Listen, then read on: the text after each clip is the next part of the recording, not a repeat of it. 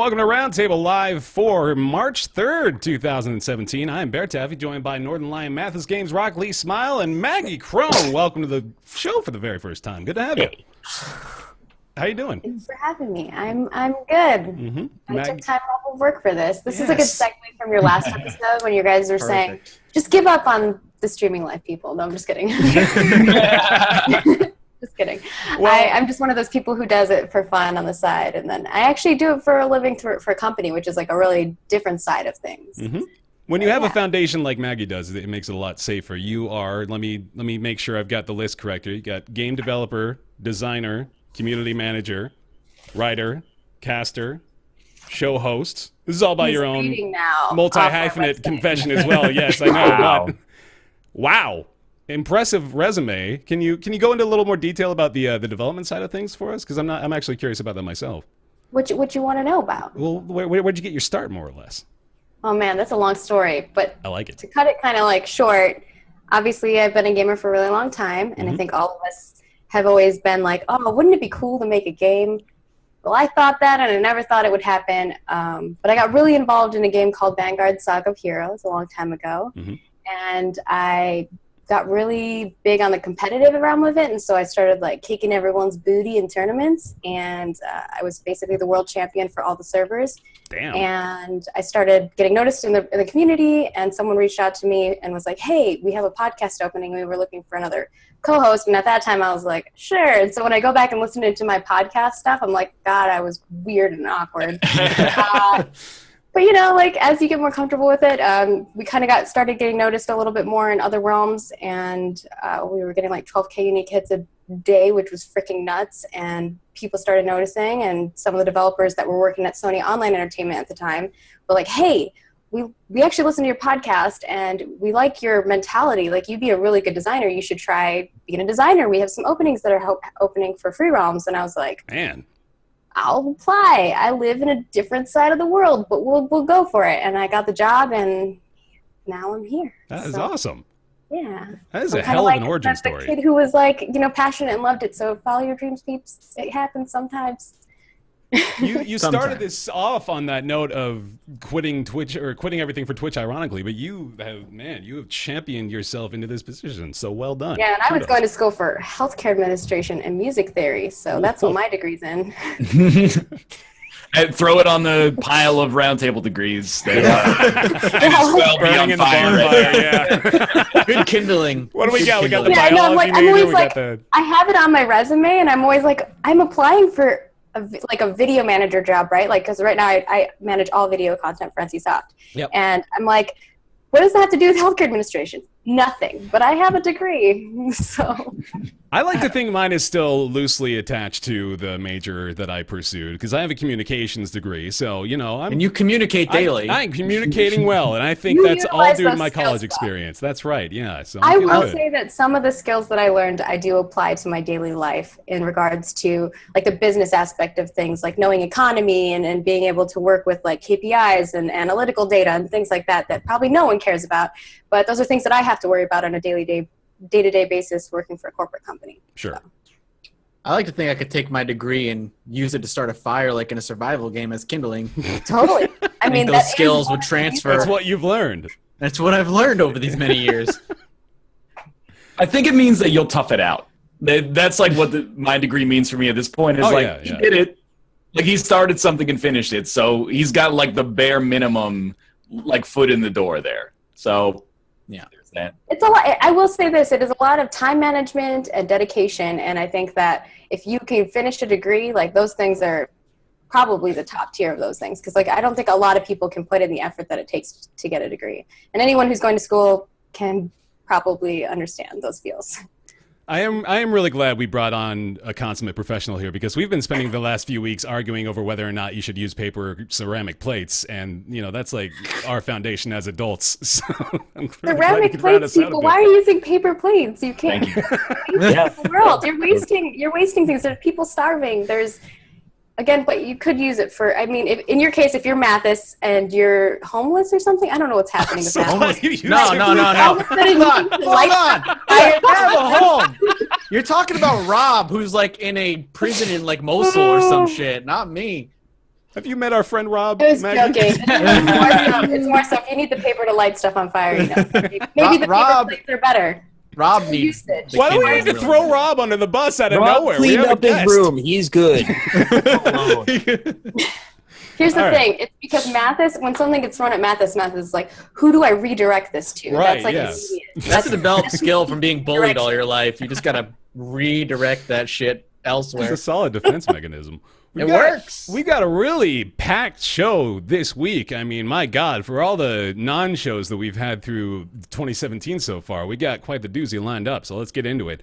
In addition to having Maggie Krohn here, again, thank you for joining us. We've also got quite the docket, including Twitch beginning to cut their partners into game sales and beginning to get into game sales themselves.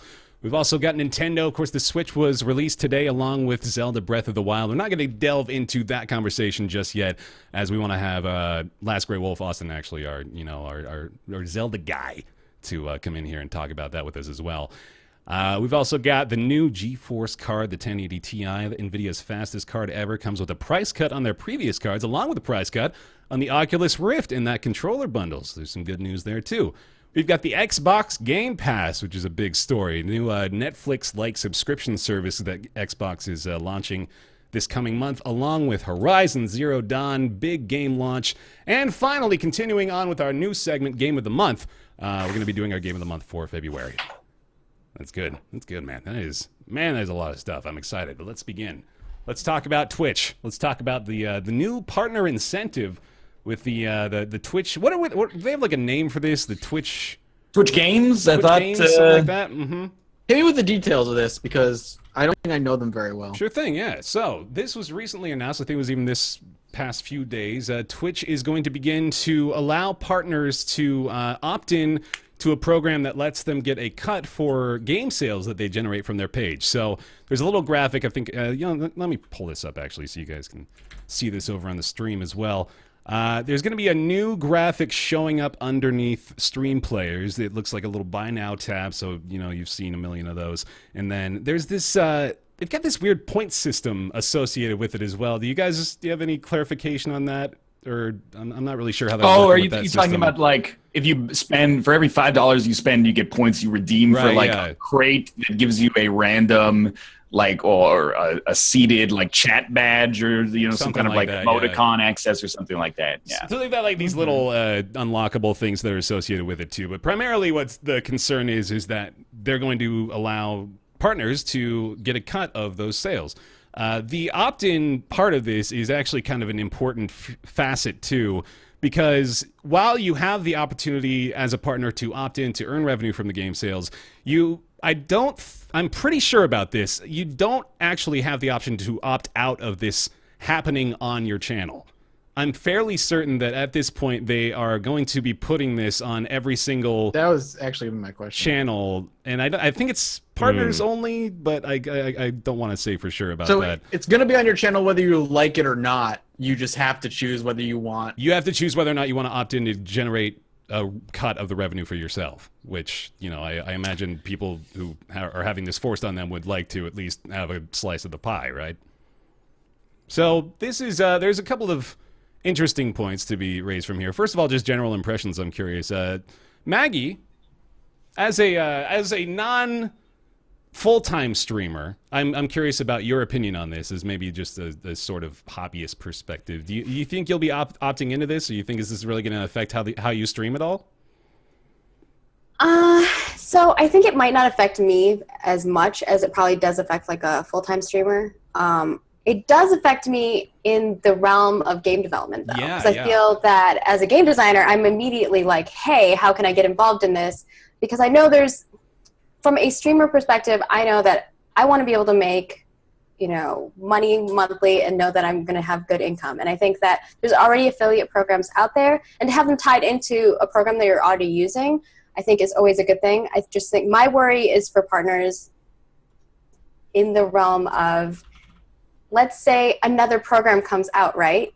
You no longer have that affiliation link with the direct company that you were working with. You're working with Twitch now. Yeah. And so I know that already a lot of agreements already say you're stuck with Twitch, and you have to stream your gaming through that, depending on your contract with them. And I think that there's kind of like two sides of that. So it's really exciting, I think, from a game company perspective, because I want to get involved. I want to obviously hit the demographic. There's lots of people who watch Twitch. I want those people to spend money in my game and play my game. So why would I not get involved in that? But from the streamer perspective, I think that it's a no-brainer. You'd want to get involved in making more money so that you can advertise to the people that you're playing the game that you're already playing and make money through that. I don't see why you wouldn't want to get involved. My only worry is that one part is if Twitch doesn't end up being the thing that you use forever. Sure, yeah. You know, and you're relying on that for your income. I don't like that it's on your channel one way or another. I would, if I don't want to be part of it, I would like it to not be on like my streaming channel, because there's no reason for me then not to be part of it. And at that point, you're going to introduce an immediate bias into whether you think the game is good or not, because the more that you sell, the more money you're going to make, and the more you want people to keep buying it. It just adds this really weird conundrum where I'd rather just be like, I'd rather fucking not and just not have it there. Because even if you don't want it there, guess what? Twitch is going to try and sell them to your viewers one way or another, so you're shit out of luck. That's definitely They kind of already do that anyway with like Twitch Prime and all of that. Like they already have advertisement all over the site, right? Yeah. So. That is definitely like the biggest red flag, though, that was raised is from the viewer perspective. You know, is this going to taint the opinions of these Twitch streamers? Are they going to just be, you know, intrinsically more incentivized to be positive about their experience when there's a benefit to it? Obviously, my philosophy right now is actually like the cut, if I remember correctly, is 75 for the publisher or developer, 20% for Twitch, 5% for the streamer. That sounds right. So what they're basically doing is just like slightly undercutting Steam, which is 70-30 with no streamer cut in. So it is like they're giving developers, I guess, a reason to push it for one. But also I think that it probably won't be a major source of income for streamers because it should scale with the size of your stream. So I know there is a concern that people are going to be like, you know, they're just going to sell out for all these games. But I think if you consider like from a $10 purchase, a streamer is going to get 50 cents from every single purchase. That's not really worth that much. Like even let's say you have like 100 viewers. If even 10% of them buy that, that's not a huge amount of money for you. And then if you have like 4,000, the big streamers though, like it does become it. Like you said, it scales with like your viewership. Oh, I mean, I agree with that. Yeah. The top end people are going to be making more. It's the rich keep just getting richer, right? True. Those situations. But I kind of feel like if you're already getting like thousands and thousands of concurrent viewers, like your subscriber revenue and like your revenue from advertisements and from Twitch Prime and from bits is probably going to eclipse it. So, I mean, if you're getting like 15,000 concurrent viewers, I really can't see the logic behind like, I'm going to play this game I don't really like and misrepresent it instead of just like, keep doing what you're doing and play whatever you like that's been working for you. But you say that. Yeah. Just take a moment back, think about YouTube and how it's grown and the integrity of some of those larger YouTubers and YouTube channels that we have nowadays. So I think like integrity is always going to be a thing that is, people are just, you're going to have to know who's being genuine and who's not. And I think that those things are going to change throughout the years, but I think there's going to be sellouts. You have to know there are going to be. Like, of course there's a potential for that. If somebody's making money off of something, they're of course going to be like, yeah, come play this game and click that link and give me some more money. Especially if it's a multiplayer game, it's so easy just to get your viewers to jump in. Yeah, You can get them to come play with you, right? I get that, like, for us, like, we're not that kind of streamer where we're going to try to exploit the shit out of our viewer base, but it's too altruistic for other streamers. I think there are streamers out there who'd be like, this is a multiplayer game. I could crank out like a few hundred tonight alone just by playing this. Let's do it. But what does a few $100s mean to like somebody who's getting 10,000 viewers per stream? Who fucking knows? I don't know. I mean, I don't want to say that like $200 is not a lot of money or something like that. But if you have somebody on Twitch who has like, you know, 8,000 or 9,000 subscribers anyway, like they're making so much money that I feel like that's a drop in the bucket. Like at what point does like you say that, but then they still. I'm on the other side of things. I'm on the side where I'm hiring you peoples. Right? Yeah. YouTubers. I'm hiring people to tweet stuff. I'm hiring people to be influencers in their worlds, and I see them go, well, I want $10,000 for that tweet. I want $60,000 to give you a shout out in a video. Like, right? It seems ridiculous to say like, oh, $60,000. That's a lot of money, right? But to them, you're saying, oh, that's just a drop in the bucket. But for them, it's like, oh, but if you want a shout out, sure, yeah, you have to pay me that much, you know? And like, I agree, but also I'm like, if they're the kind of person that's getting paid, $20,000 to do a sponsored stream or a series of sponsored streams, that is the kind of thing that'll motivate them. Like a couple $100. Again, I'm not saying it's not worth money. I'm just saying if you're streamer X and a company is like, I'll pay you $10,000 to play my game that's not very good, that's worth a lot compared to like I can make $200 by trying to build that game. Yeah. But do you think that they're going to keep it at 5% for some of those high tier people? Because I think that the same thing has happened with subscriptions, right? They've given some streamers more of their percentage of their subscribers than for these certain, ad revenues. So I'm wondering, like, is that going to change? So they say this is the split now, but is that going to always be the split? Is it always going to be 5%? Yeah, I mean, that's valid. I have no idea, but I mean, I would love to see it rise. I guess to be selfish, I would love to see it rise. What do you think about the perception issue, though, of having your channel becoming a storefront? Because it's sort of taking the focus off of the streamer and putting it 50-50 with the product you're technically selling now. We weren't necessarily selling something before. We were playing a game that happened to also be for sale in parallel, but now we're actively selling. Well, let me shoehorn this point into there as well, which is to say that, like, this is probably the first step toward Twitch becoming a storefront. Just in general, right? And I think it's pretty logical at this point that they do. When do they get their own launcher? Yeah, well, I mean that's already happened. That's what's happening. That's what's happening. Oh, I misunderstood. Yeah. I thought it was just going to be a link underneath your stream. No, it exists. It's already there. Oh Jesus! And the other thing is that you only get 5% on qualifying sales, which we're assuming right now is going to be sales through Twitch and then like activated through the Twitch launcher instead of like buy it on Twitch and get a Steam code. So well, they've got to control every facet of it if they're going to get into this area of the industry, right? They have to be able to verify everything through their own system. I think that certainly would make sense. However, it is just another launcher that we have to deal with, which totally sucks. But maybe it'll be better than Uplay. Maybe it'll be better than Uplay. There's the bar. God, I hope so. I'm glad you're there with us on your side of the industry. Yeah. Anyway, I mean, to my point, I was a little bit conflicted because on one hand, I absolutely would want to sell pretty much every game I stream. But on the other hand, I want to be the one that's in charge of how I do that. Yeah. And if Twitch is kind of stepping in the middle and saying, well, you're equally as important as the game you're selling, that just feels a little off to me, right? Is that... I don't know if I'm like because I'll admit that when I first read this, I don't know why, but I just had a little bit of a weird feeling about it, and I even went so far as to say Twitch is doing so much good for us recently that it's making me think, okay, where are they going to pull the rug out from under us, right? Like, where's the catch? What's going on here? But I think this is just like, I don't know, it doesn't necessarily require this level of pessimism from me, I don't think. I think this is just I like your point though, because you're making a point different from the overall point, which is that it may be a little bit of a hindrance on your ability to properly play games, considering they're making you do this. Like it's not a choice. If you want to play the games that they're partnered for, you're going to have that little button underneath there. That's not an option. But in the overall, I think I've kind of just come to terms with like, yeah, this is the direction Twitch is going, and I'm just going to have to kind of get on board with that because it's going to happen. They're going to get further into this. They're going to expand more into the storefront area. They're going to become more involved with getting their partners to, be partners and get involved with the business side of things, I imagine. So, yeah, it may be a little sketchy, but I believe I'm pretty sure is just what we have to get used to. I think someone in chat has mentioned, and I think we've kind of touched on this, but not specifically, is the fact that streamers are already kind of pushing people to buy products already, right? Like, as you're playing something, you're already, like, people are already buying that product because they're like, oh, BaerTaffy's having a ton of fun playing this game, I'm going to go buy it. Mm-hmm.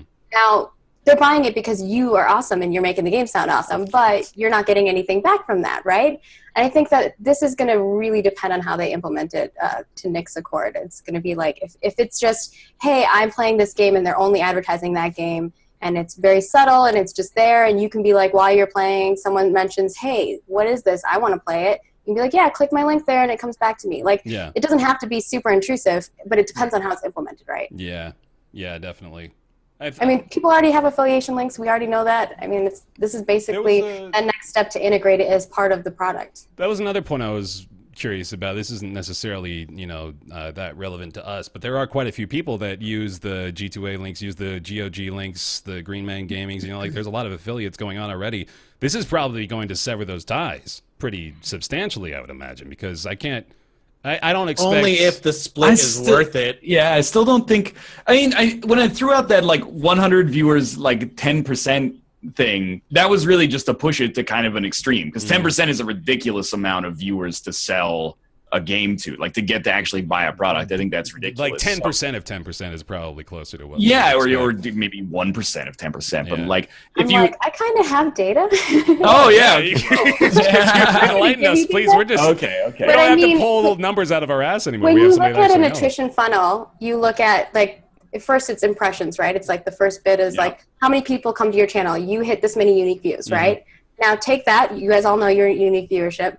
Go down and the people who actually come in and they stay and they're active members of your party, I don't know what your percentage is. It could be 45, it could be 60%. It just depends on how many people actually stay part of it. And it's going to vary depending on the streamer. Like you said, if you have 100 viewers, I actually find that people who have a smaller amount of viewership actually have a higher CPA rate because of the fact that those people are a little bit more they're a community, right? It becomes a little bit more tight-knit versus people who have 20,000 viewers concurrent. They might not have as many people who are dedicated to what they're doing. They might be I hop in, I check it out. They're not necessarily going to click on everything. But the thing that they have is they have so many people, it doesn't matter, right? Because it could be 10% of their viewership and still be 1,000 people or whatever that number might be. So I think you just have to kind of look at the data of your own and kind of go down that funnel to figure out how many people are going to actually click on a link. And then from the click on link, it's usually 60% of those people actually will make a purchase. Oh, okay. So that is more than I thought it would be. I don't know. Mind flooded Ryan. Well, I mean, this is what I do for a living to some extent is no, yeah, of course. Influencer relations. It's actually awesome. Content creation. So it's but I'm on a different realm of things. So I'm heavily KPI driven, right? I think you guys were even talking about last time. You're I don't really look at that because it stresses me out. I'm I have to look at it, and that's why I'm stressed out. Yeah. All right, I'm going to jump off this because I think we could spend a lot longer on here, but we got a lot to talk about today. That is very interesting. Looking forward to seeing what they do with that. Let's go as We'll see what happens. Yeah. I still think if you just... here's the thing. The difference for me is that G2A is known to throw 4 or 5 or even higher figures than that at streamers and big YouTubers just to get them to put the link down there with the affiliate store to begin with. Yeah. Twitch obviously is not going to do that. So, I mean, you have people everybody knows the problem with G2A right now. The question becomes, is it worth dealing with the ethical concerns to keep getting a pretty fat paycheck? And a lot of people say yes. I just think that this will be revenue, but I don't I think it's still going to be subscriptions in Twitch Prime, bits, and then somewhere in the ad revenue region, you're going to have Twitch game sales. But I could be wrong. Mm-hmm. I still think, in regards to what you're saying, they're going to change that percentage, though, depending on the influencer. I don't know. Maybe not, though. Maybe they will keep it even. We'll see. We'll see. All right. Going on to Nintendo. Of course, something happened today.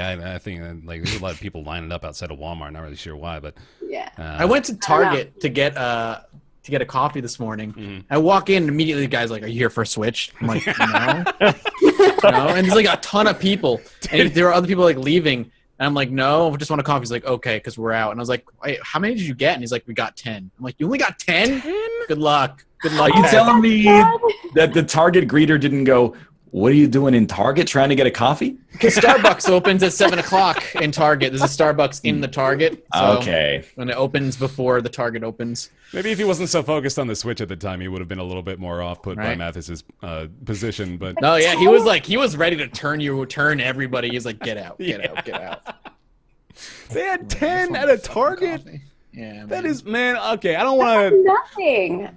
The GameStop apparently down my street only got, outside of the pre-orders, obviously only got 4. Oh my God. Why? Why? That's so weird. Okay, I don't want to start it Nintendo. off on a negative point, but it is so silly at this point, man. In the year of our Lord 2017, you can't understock. It's like send more units. Here's the problem, though. They've understocked and it's worked for them. Yeah, so like, I we assume hate it, it's on but it purpose at works. this point, right? It's just to Yeah. drive the hype engine, which is it's so frustrating. What I don't understand is supply and demand, right? Like, you know that people want something, and you have a gauge of like how many people. Don't they have a gauge of like how many people are going to purchase it? I They mean, must have run the analytics on it and decided that it's worth more money to not sell them in the long term. I had hoped, Maggie, that it would seem more logical to you because we're all in the dark here. You've got the industry 4D side chess. to try to make it seem logical. I have no details really on like box products or things like that because the last time I did a box product was probably like a really old EverQuest 2, Okay, yeah.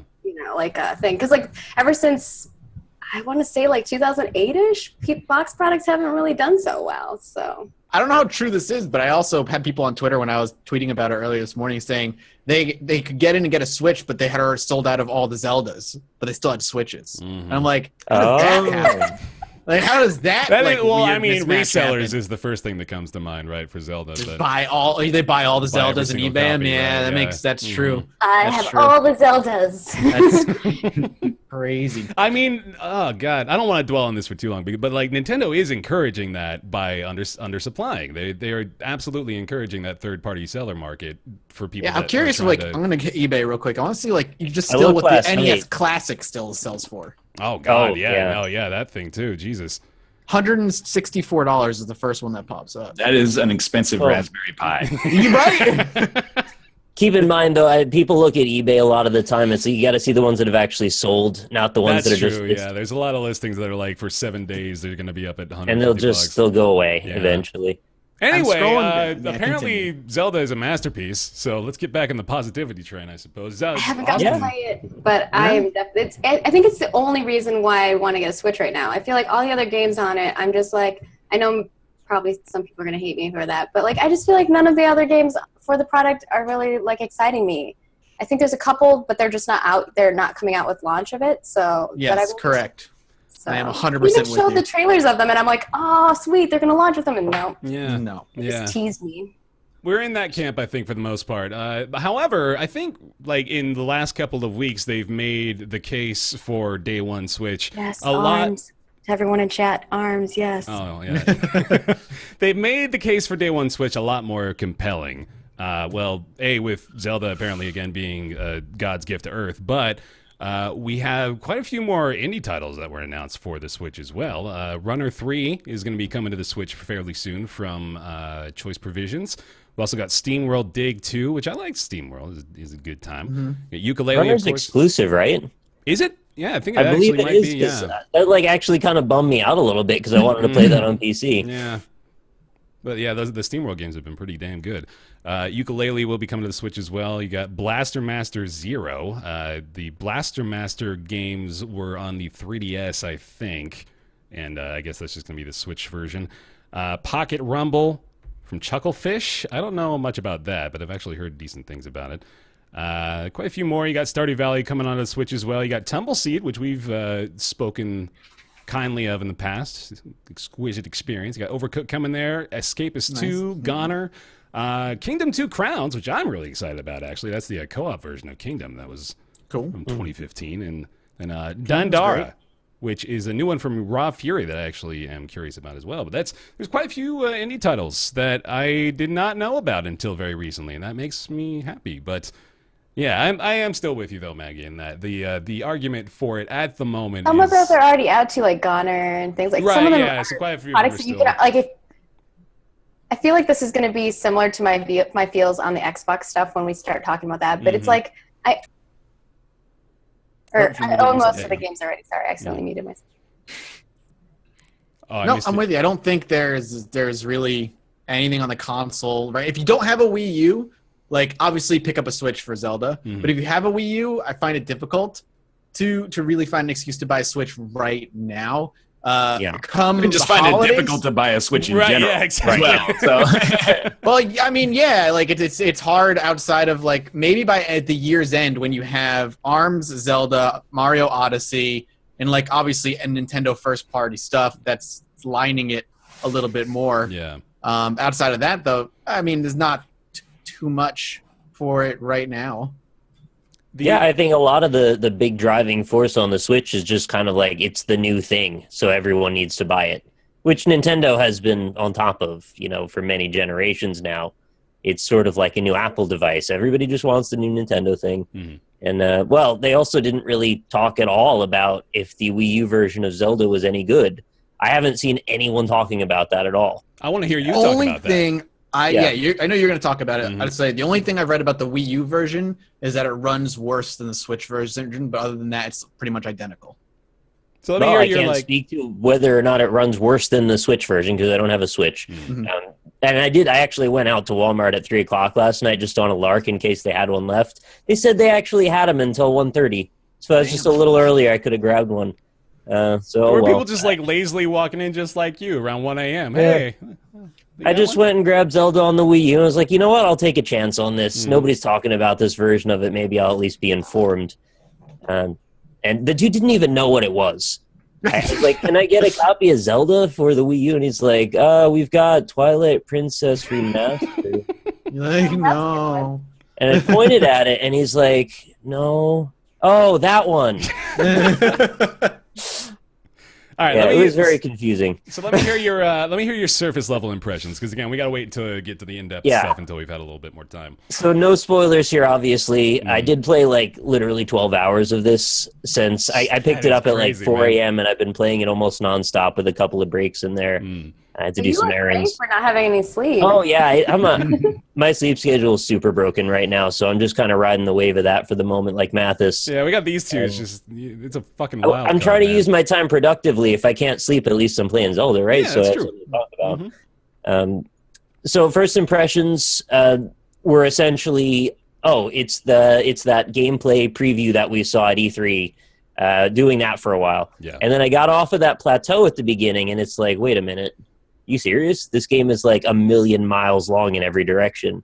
Yeah. It's like the biggest map I've ever seen, both vertically and horizontally. It's got like some of the biggest scale that I've ever seen. That's awesome. Which is nuts. Like it's kind of like Just Cause or like a Far Cry, but Zelda. And then you get into these shrines, and there's like over 100 of those, and they're like little portal test chambers. And surprisingly, and this is the thing that was the biggest change for me, is a lot of the puzzles that I've found so far are entirely physics-based, which is an entirely different style of game than I would have expected from prior Zeldas. Mm-hmm. Yeah. It's usually like hit a switch, shoot a thing in the eye, push a block, like that kind of stuff is Zelda. This was like building towers out of ice, out of waterfalls, and like making marble mazes, which is really weird. I really didn't expect that. And they also give you almost all your powers in the first 2 hours of the game that I found. Like, there might have been more later that I haven't obviously gotten to, but they gave you the majority of things like bombs right away. And you don't even have like a quantity of them. You just psychically create bombs. That was one of the big things I was hearing. I think I read it actually in Jason... I always say his last name wrong. Voorhees. Yes. Jason Schreier? I thought it was Schreier, but I think it might be anyway, Schreier. His Kotaku review, like he was mentioning how, like in most Zelda games, your sense of progression is defined by unlocking things as you go. So, like you'll see areas that you can't access yet, and think to yourself, "Oh, I got to make a mental note of that, so I can come back here and access this later and have fun with it once I have the right item." But with this, it's like the opposite, right? Yeah, I mean, there are still things you got to find, and there's also some things that I wasn't super happy with, like the way the loot system works with constantly changing out weapons. I have a question about that. Yeah, they kind of No Man's Skied it a little bit. Like the first many hours of the game are exclusively dumping stuff out of your inventory, which isn't fun. You know what the worst part of that is you say they No Man's Skied it, and I don't know what you're referring to as far as like how they screwed it up. Like I've got like 3 different things. Sorry, I was referring to what I think to be the biggest problem with No Man's Sky, which is the inventory system being always full. Right. So I have a question for you. That's the problem with Resident Evil 7. Yeah, Yeah, I hit that in Resident Evil 7 a couple times too. But I've seen a bunch of reviews praise its like weapon breaking system and constantly having to switch weapons. But all that reminds me of is Dark Cloud and how much people fucking hated it in Dark Cloud. Yeah. Why is it better in Zelda? Because people are loving it in Zelda, but they hated it 10, 20, not 20. I don't like 10, understand what argument there is for it being a good system, but I would be open to hearing those system arguments. I am not interested in that style of gameplay, honestly. I didn't mind it in Dark Cloud. No? This is a weird argument to be made for my position on it in Breath of the Wild, but I didn't think it was that bad in Dark Cloud. And it's not just weapon degradation like you're used to in Dark Souls. It's like you can hit 3 enemies and they break. Yeah, and the weapon it's gone. And even the like high class, like higher tier secret kind of weapons you get out of a treasure chest, even those will break after about 4 or 5 encounters. I'm very curious just because I want to play it. The game still looks good. I really want to try it out badly. But with an open world game like that and removing the Zelda progression system that you're so used to of going into a dungeon, getting an item that will help you in a further dungeon, I feel like the progression then should be loot that you get and finding these awesome weapons that will make you a badass for X amount of time until you find a new weapon. Right. Like Borderlands, basically, right? Yeah, or Borderlands or Witcher-esque, where you're just constantly getting better weapons or replacing the ones you get. Even Witcher's breaking weapon system was a pain in the ass. I hated it. So I'm curious, like, now that all your weapons break, like, you can't really get attached to any particular gear because it's just going to be gone. I have to hope that somewhere deeper in the game, maybe there's a different way that augments that system. Maybe there's a more permanent weapon that you get to keep, or maybe there's a way you can repair weapons. I mean, I'm still almost at the very beginning of the game, despite having played 12 hours of it. A lot of exploring. I've just been opening up the map just to see what's out there and not, like, doing anything in the map. I've met a couple of NPCs and I was able to open up some inventory slots, so that's at least a little helpful, but still, I only got to open up 2 of them before the dude left. So I've been avoiding combat. There's probably a lot of like dungeon stuff and exploring that you haven't done that unlocks some of that cooler stuff. Yeah, I have to hope that. Quest trains or something. Yeah. Just at a superficial first glance, that's sort of like the thing that I've taken away from it is like I just don't want to be involved in combat because I hate the weapon system. When you talk about durability, like, I don't know why. I've been playing a lot of Minecraft, and all I keep thinking about is the durability of the shears at like the first level tier shears. And I'm like, oh, the pain. Yeah, durability I just never liked in any game. I mean, I love The Witcher. It's one of my favorite games, but I fucking hate the durability system in that game. It I'm pisses trying me to off. think of a durability system that I actually enjoyed, and But people liked it in Zelda, and it kind of was like, why? Yeah, I mean, like, I don't make an argument for it from Dark Cloud as like it's a good thing. It's just like, I mean, it was okay. You didn't hate it. Didn't hamper my experience, right? Also, what odds do you give me of Nintendo flagging us if I show Austin playing this in 100%. Yeah, Austin in theater mode though. It's like a small screen on a small matter. screen. No, all right. No, people said you have to like avoid logos, you have to avoid any noises. Like it's ridiculous. It's just all right. The Nintendo claiming bot. Yeah, none of that. So I wanted to mention though, so that was sort of the bad thing. The other bad thing is I find the controls are very overly complex. And I did try it on both the Wii U tablet and the Pro Controller. Both felt a little off. And not like irreparably off, just like it needs to let you map the controls the way you want to, because it just doesn't make sense that some of the buttons do 2 different things sometimes than not other times. And then you need to hold down, like, do this weird claw with your hand to hold down another button. The claw. To slide over on the left analog stick.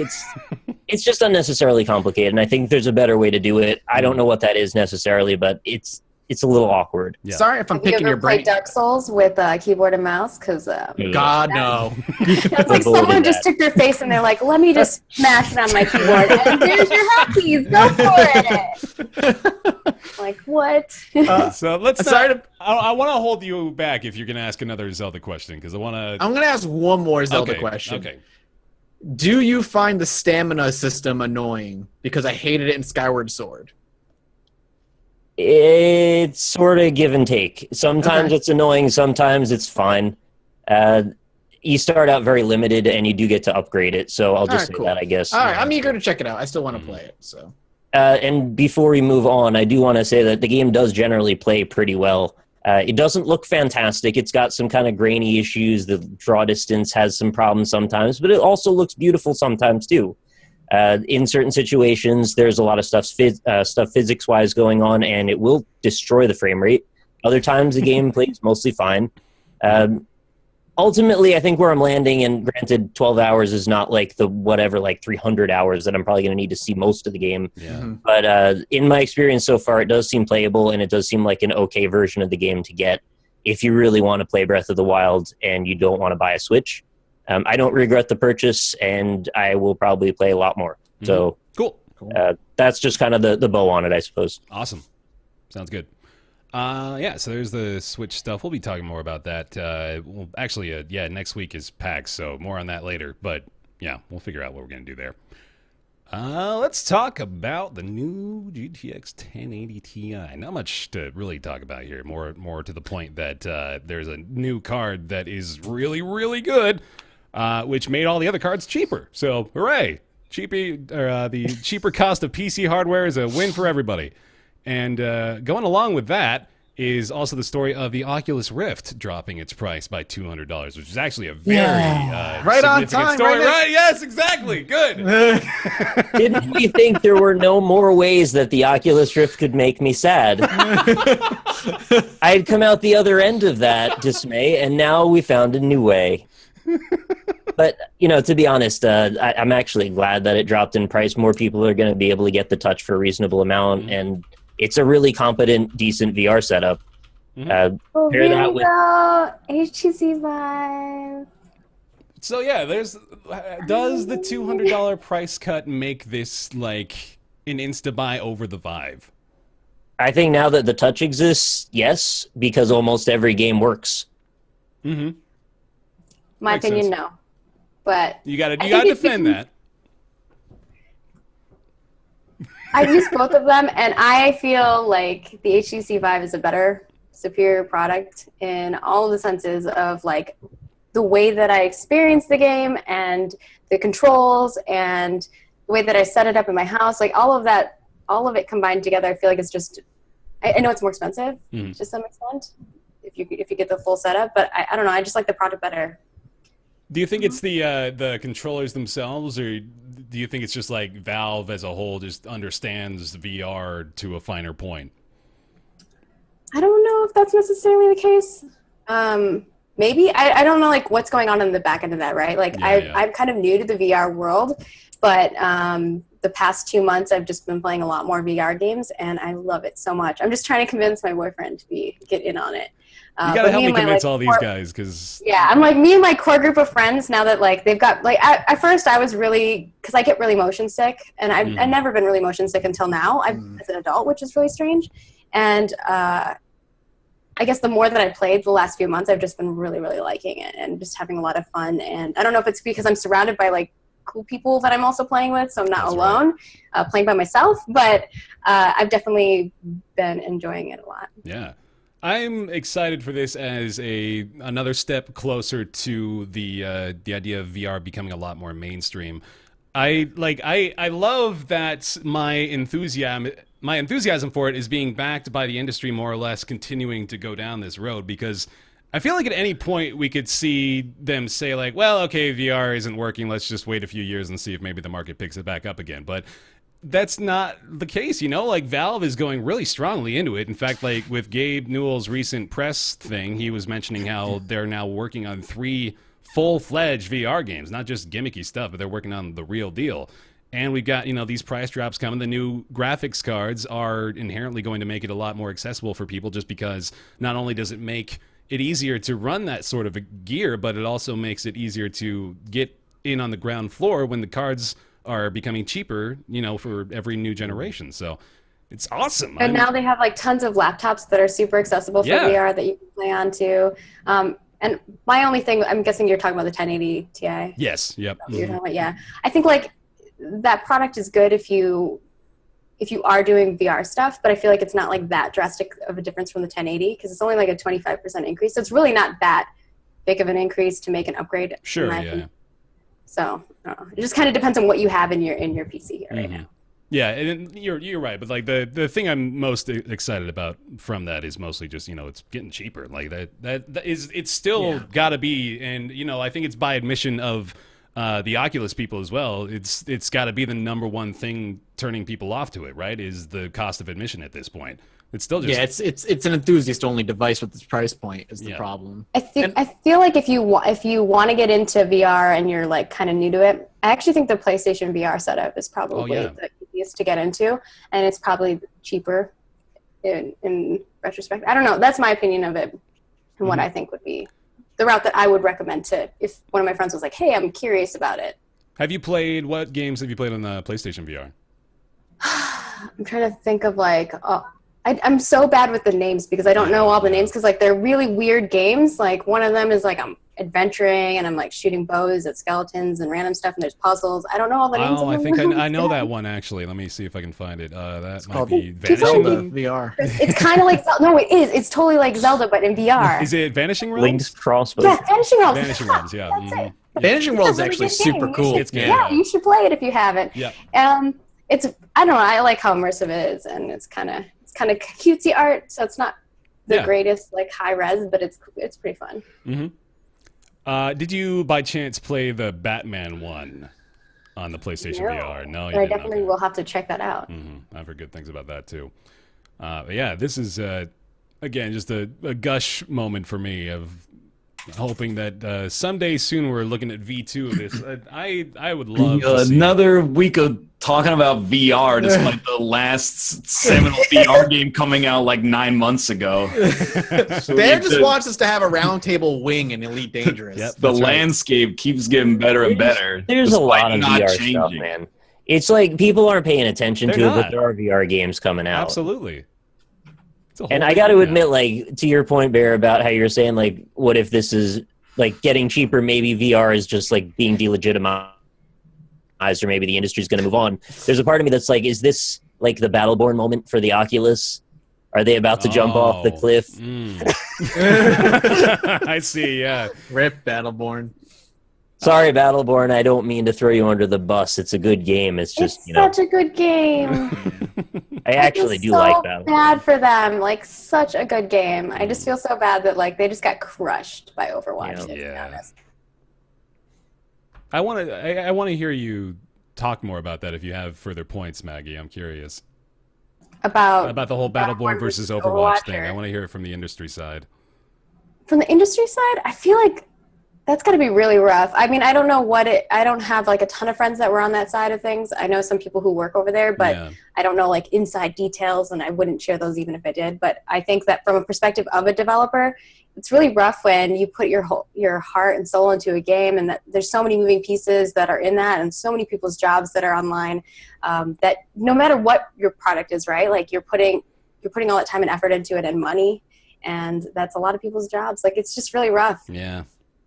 You always hope that when you launch a game that it's going to do well. I mean, you can predict how well it's going to do, and then something like that can just come along and just crush you, and you're just like, well, now Yeah. I think that a smart choice would have been to kind of look at the products that are going to be launching around the time frame that you want to launch your game, and choosing smart launch times is probably going to be the key thing. That the only problem is that there's so many games launching all the time. Like it's hard to how do you decide like when to launch it, right? Yeah, and someone can just throw a wild card at you and be like, oh, we heard you're going to launch here. Now we're going on our launch date, and you're just.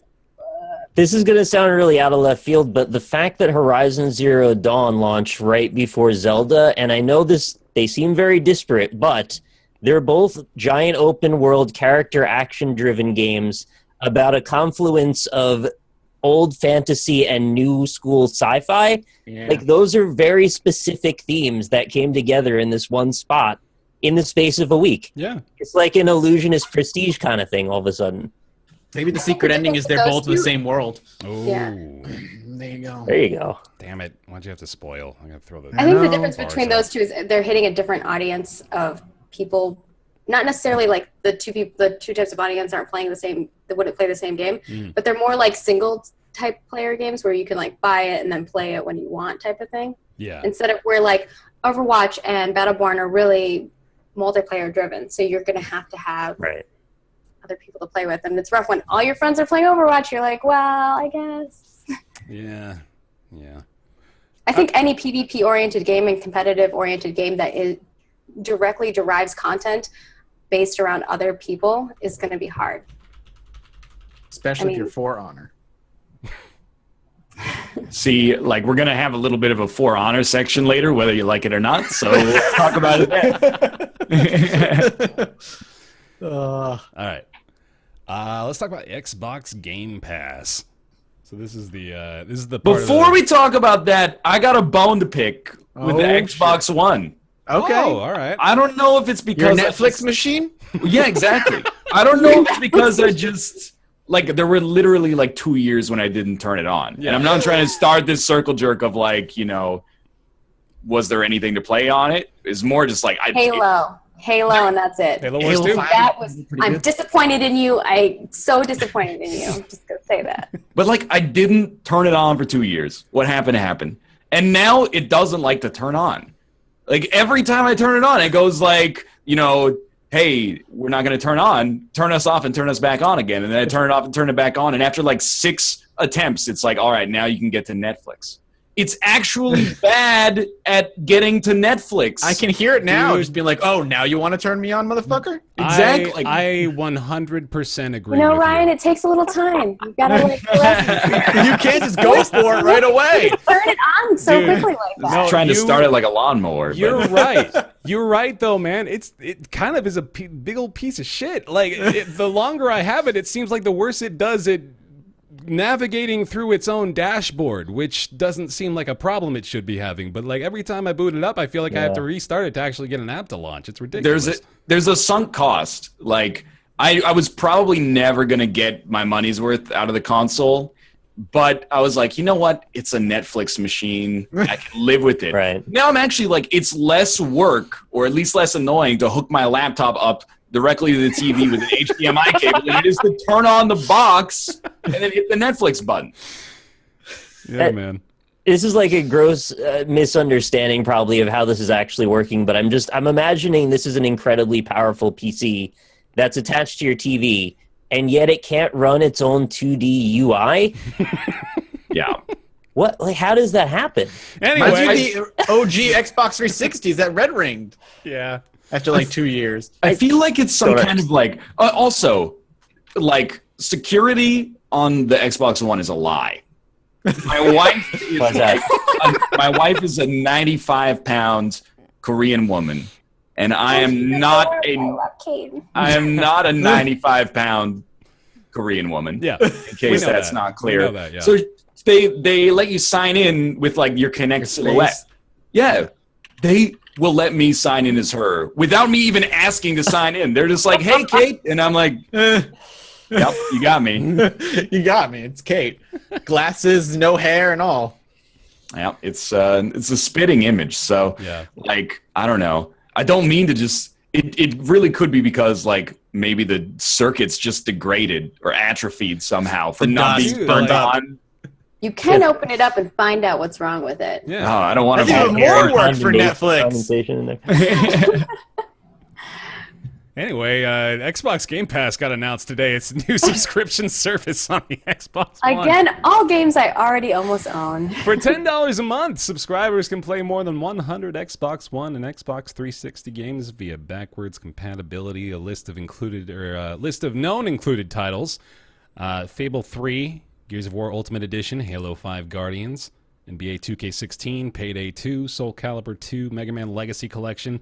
Not a lot of surprises on there. Kind of what you would expect as far as the Soul Calibur 2? The old Xbox catalog goes. Yeah, man. That was kind of peppered in there, yeah. My other coworker and I were both like, I really like Soul Calibur. But I was like, I already own it, though, so why would I play? Like, that's the thing is that, like, most of those games, other than obviously Halo and Gears and I think a few other ones, like, they're already things that you probably already own and are playing and have played in other platforms, so... I don't know. I don't mind this as an offering. I think it's decent. Like I think there's quite a few people who probably don't have a very expansive library that may be inclined to do something like this. You know, one of my coworkers made a good point on that. Is he was saying that he thinks it's good for maybe like the younger crowd of people who maybe haven't played those games because they are a little bit older. So I think if you're like more family oriented and it's kind of like an easy thing for you to buy and trust that your kids, okay, there you go, you got like 100 games, go play it type of thing. So I could see that perspective. I'm just I'm not in that perspective, nor do I want to have children. So at least $10 is a decent price for it, right? I mean, I can understand it for a family, right? Like, it makes sense. Yeah.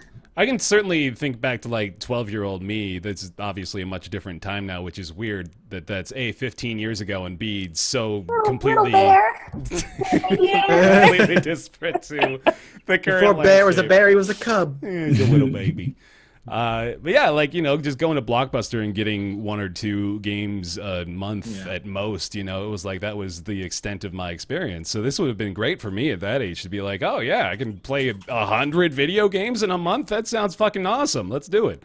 So yeah, I certainly see the value in a lot of circumstances for this. And it's sadly like you start off by doing the ripping on Xbox bit, which is completely valid in my experience too, but this is more or less like this is the exciting stuff coming out of the Xbox front. Unfortunately, with the news from the other domains, it's a little underwhelming. But this is the exciting stuff. It's like their exclusives like got canceled. That's the problem. Oh, like literally one exclusive got canceled. The one that everybody was looking forward to. It's like, I mean, again, I don't want to just go down the circle jerk of like Xbox One is bad, but like if your console works, then that's a start. Isn't that the opposite of a circle jerk? I don't know. Like a jerk circle? That's what the show normally is. Actually, we're a circle of jerks.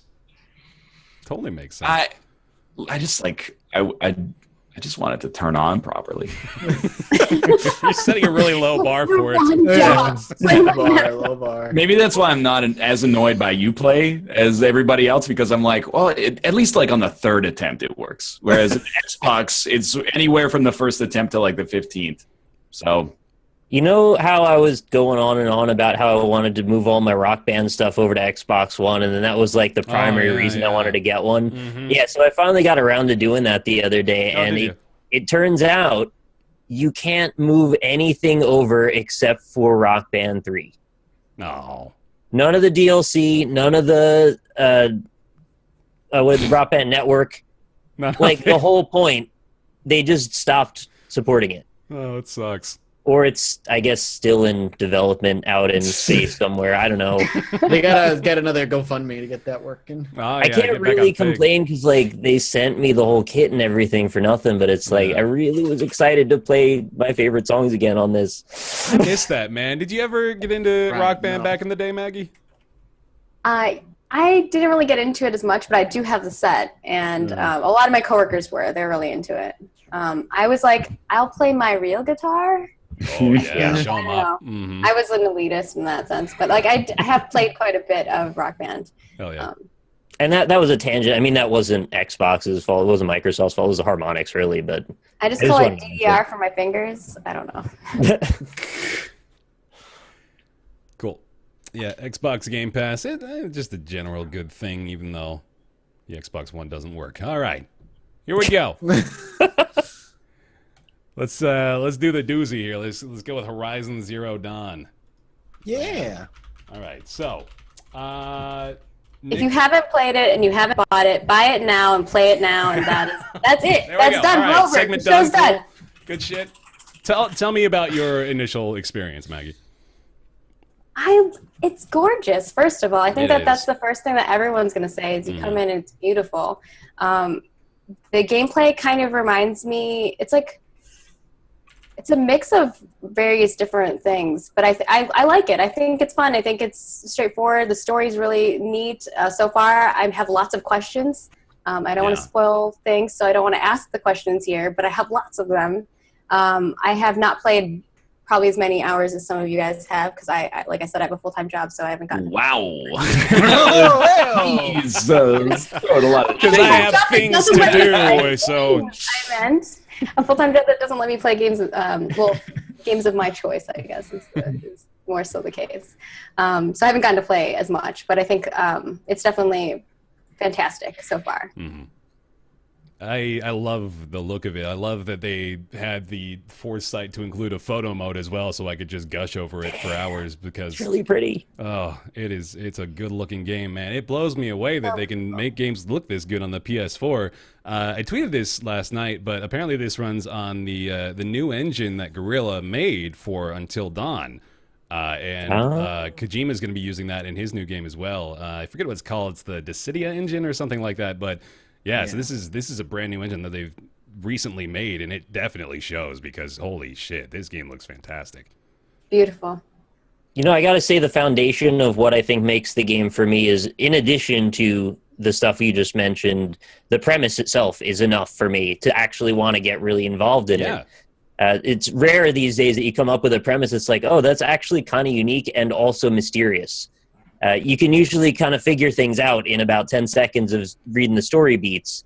And this one, I kind of don't know where it's going, and I'm excited to see, which keeps me involved. I mean, that's like the most obvious thing, but it's just so rare.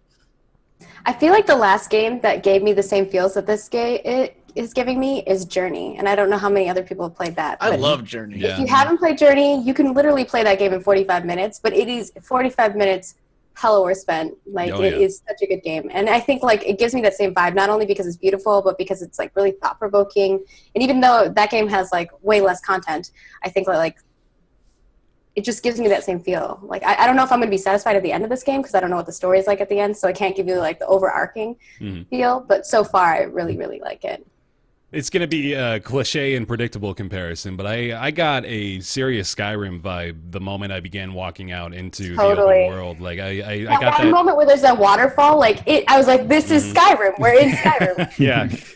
Like, it really gave me that sense of wonder that Skyrim gave me 5 years ago. Like, wow, this is a beautiful world that I really want to explore. Like, this is really engaging and interesting, and the character, like, Aloy is great. I love Aloy. I think she's a fantastic character, perfect lead for this. Can she just be my...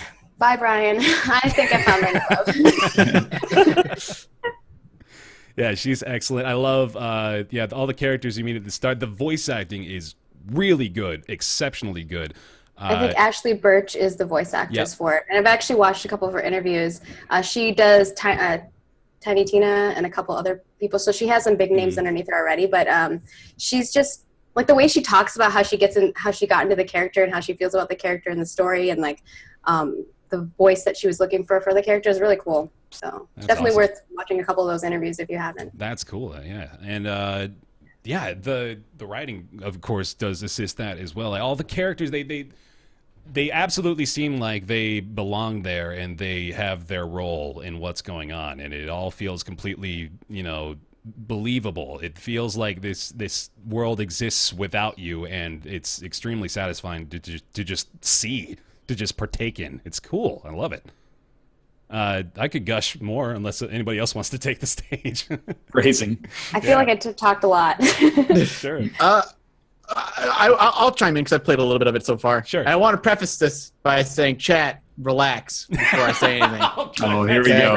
When is it coming to PC? No. Mathis game. No, that has nothing to do with PC. Oh, no, I think I the agree, game. Mathis. It would be so good on PC. Oh, of course it would. Oh, I God, it would agree be with you. so much. You could play it at it would look so much better. If I you could play booted it up, and like 30 minutes in, I was like, wow, these hair physics look great. I wonder if it's NVIDIA. And I went to the start menu, and I was, oh wait, no, that doesn't make any sense. They did a great job, though, for it being on PS4, though. Yeah. Like, it could be so much better, but it looks really nice. Mm-hmm. I agree. What were you going to say, Mathis? Yep. The game is gorgeous. It's good. It's a very good game. The world is intriguing as hell. I actually really love this post-apocalyptic world that they've got going. The robot animals are just really cool. The combat is really good.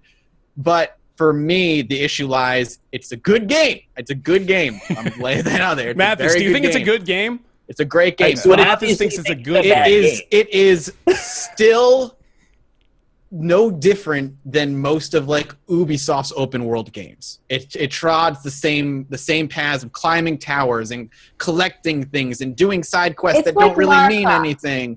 I think I agree with you. Like, the gameplay is like Lara Croft.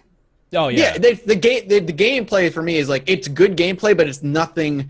It's the same. We've done it 1,000 times, and maybe it's because like I said before we started the podcast, like, I've played this style of game 30 or 40 fucking times over the past 5 years, and like I'm just kind of sick of this same open world formula that we get again and again, which is what I'm afraid of when I'm going into Zelda as well. I gotta tell you, you're gonna see it in Zelda too. Yeah, and that's my fear. Is I've like been climbing radio towers in Zelda. Oh, God. Literally, I mean, they're not literally radio towers, but they may as well be. But it's a good game. It's just for me, I got bored of it after like 5 or 6 hours. I'm like, I've played this game with different skins before. The last open world game that had this formula that actually hooked me for a while was actually Shadow of Mordor, because they had the Nemesis system on top of it. And I was like, oh, that actually makes that formula a little different, and I can play this for longer. The slow-mo head rolls. Oh yeah, that slow-mo head rolls were great. I still haven't played Shadow of Mordor, and everybody keeps talking about the Nemesis system. Can you like just quickly summarize? I know I definitely need to play it. So the Nemesis system is pretty simple. Your character can't die. Like through the lore, when he gets killed, he'll come back. Yeah. But if a random orc kills you in the game, it'll do like a zoom up, it'll give him a name, and he will now exist in the world as a captain who killed you. Right. And now you have like a vendetta against him, and he can go up in the ranks and become more and more powerful. Or you could like control him and enslave him and make him your slave to do your bidding. It's just like a cool, it adds like a layer of emergent storytelling. Yeah. In a AAA game. Sure. Yes, that's where Dick Fuck the Donk Smasher meme comes from. Yes. But yeah, it's a shame because I think I would have loved this game 5 years ago, like before I played 1,000 Assassin's Creeds and every other Ubisoft open world game. The fact that a game like that is so similar to all these types of games, it is. You're naming all the games that I actually, while we're playing it, we were all naming all of them as the same. We even thought at parts like it kind of reminded us of Firewatch.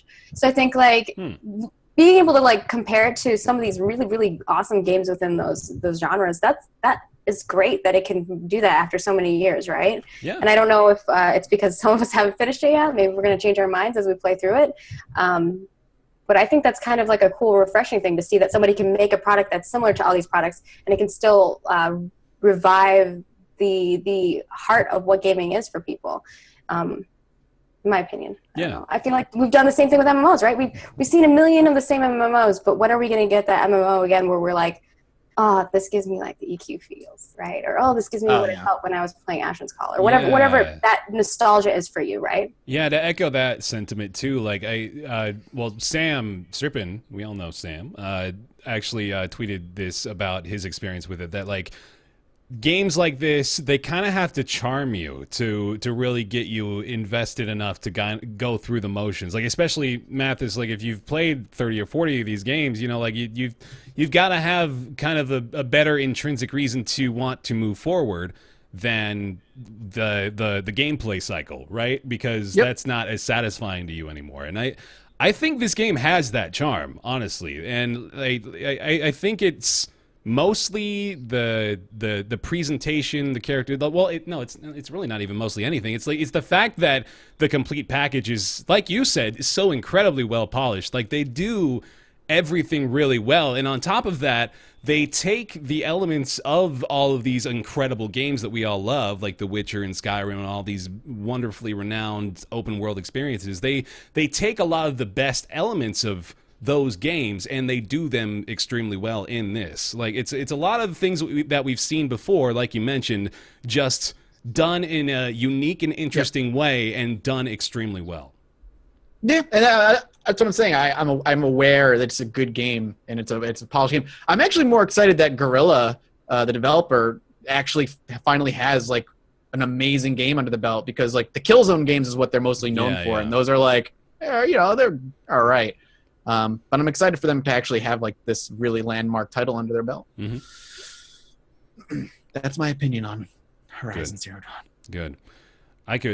I really could go on for a while, honestly. Like, I'm pretty infatuated with this. This is the last time I really remember feeling this excited about a game was probably The Witcher 3, which, I think we're all kind of on the same page there too. How many hours have you put into only 6 or 7 for Horizon. Sorry, I cut you off. Horizon, right? You said 6 or 7? Yeah. Mm-hmm. Okay. So I need to do more. I'm probably going to play more tonight, in fact, but I've been doing it on stream, so I've been trying to keep myself from playing off camera. I don't want to Dude, open world games, you can't play them on stream. I know, I'm starting to learn that, man. It's too much. Yeah. There's too much content in these 2 or 3 hour blocks I'm trying to play through this game, and it's going to take me like 2 months to get through the goddamn thing. So yeah, it's They're trying to do a YouTube series on Skyrim. Like, how? It's like trying to play through The Witcher 3 once a week, 3 hour streams. Yeah, I don't know. You did Fallout, man. Well, props to you. You knocked out Fallout. New Vegas, also. Fallout 4, GTA 5, Skyrim.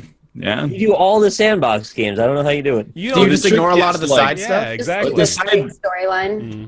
If the side stuff's good, I do it. But in an open world game, you play tennis once. I'm like, I don't need to play tennis every 15 minutes. Right. It's a different story, though. Well, yeah, because you get cards and stuff for that. So I also don't care at all about 100% completion. Like, if anything, I wear it as like a badge of shame. So to complete a game with like an 80% completion is pretty much like my platonic ideal for an open world game. You and Greg Miller are like the complete opposite in that domain. He's all about getting those platinum trophies, and you're like, all right, here we go. That's too much. Northern Lion, the completionist channel, going to start. As a gamer with a full-time job, I don't have time for that sort of stuff. No, I mean, you make a good point, though. I think that what happens in those open world games where like you really want to play it, but as like a streamer or a YouTuber, what do you call it? Like the interest rate of those people, how are they going to stay there for 180 hours? I mean, it depends on how invested they are in it, right? I think, Ryan, not to jerk you off, but you do a good job in keeping the people entertained that way. You get silly like in-jokes that will run the whole thing, like the Dad Squad from New Vegas. Right, and that keeps them entertained because bringing people into the Dad Squad, and it's funny for the stream. If you can have something like that running through, then I think it's a good way. Yeah, thank you, Mathis. Thank you. Yeah, no problem, baby. No problem. You're definitely right, though, Maggie, in that like the general. I really don't have a word for it either. The gist of the core gameplay ultimately culminates in minutia. Like after you've seen the majority of the narrative of the story, like you do the same loop 100 times in slightly different contexts. And if you don't have something to say over all of that, you're essentially just broadcasting copies. So you got to have something to bring to it. But yeah, I'm never gonna live that down. I'm so sorry. With a full-time job I comment. meant that my full-time job doesn't let me. We're just mining it for humor now. No, like every time I'm like, oh, I haven't finished the game yet. The chat's just like full-time job. All right. Let's get into me gushing more about Horizon in a different category of conversation. All right. Using that word. I will not. It's Game of the Month time. Game of the Month for February, boys and girls. Our Game of the Month segment, a new thing we're trying to do to get a better gauge of how we like games throughout the year. And let's do it, man. We need no further explanation. Let's start with Maggie. Maggie, what was your favorite game in February? I'm like going back and looking at like all the games that I played in February. Do keep in mind that Horizon Zero Dawn technically released on February 28th. Can I call it my favorite when I haven't gotten to play it that much? Oh, absolutely, you can. I call Pit People my favorite game of January. I played like 2 hours of that at that point. Okay. Also, like version 0.0 in the early access. Yeah. I would say that right now, Horizon Zero Dawn is the best game that I've played in February. Mm-hmm. It's definitely a fantastic all-around game. Like I said, it has graphics, it has gameplay. I know the gameplay isn't super unique to anything, but it is definitely gameplay that's solid. I haven't run into any bugs yet, so that's nice. Mm-hmm. And I just think overall the story and the character progression seems really cool. Like I said, I just haven't gotten to the end of it, so I don't know if I'm still going to share those feels. It'll be interesting to see what I think about it when I get to the end or even the middle. Yeah. But right now, I'm definitely loving that game. It's fantastic. So that would have to be my game of the month. Hell yeah. Nick. Hollow Knight. Easy. I'm still working on the 100%. I'm like 86% through it now. I've got 30-something hours. Working on your badge of shame. I don't see it. I like it. I like the completionist stuff, personally. Yeah. But yeah, I am more literally are badges in that. So if you want to look at it that way, I guess. Just a fantastic platformer, Metroidvania in general, possibly one of the best in my opinion. I still hold it up there with Ori and the Blind Forest and Super Metroid. Like I think it's actually that good. Yeah, I heard you talking about this last episode, and it did look really pretty. Yeah, Ori and the Blind Forest is so good. Oh, I yeah. mean, I like teared up at the beginning of that game, even. Mhm. Like, what?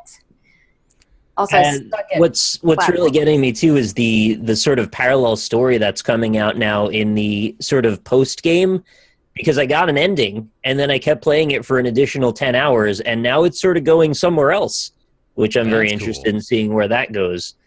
Plus, there were just like a ton of more power ups that I didn't even know were in the game. Just like new NPCs I missed and all kinds of I think there's like 3 or 4 zones I never found.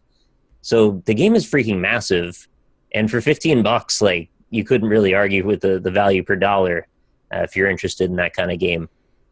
Plus, the soundtrack is fantastic too. You should get the soundtrack too with it. $15 That's is my not favorite. bad. Ryan, how about you? So, I know where this is going. yeah.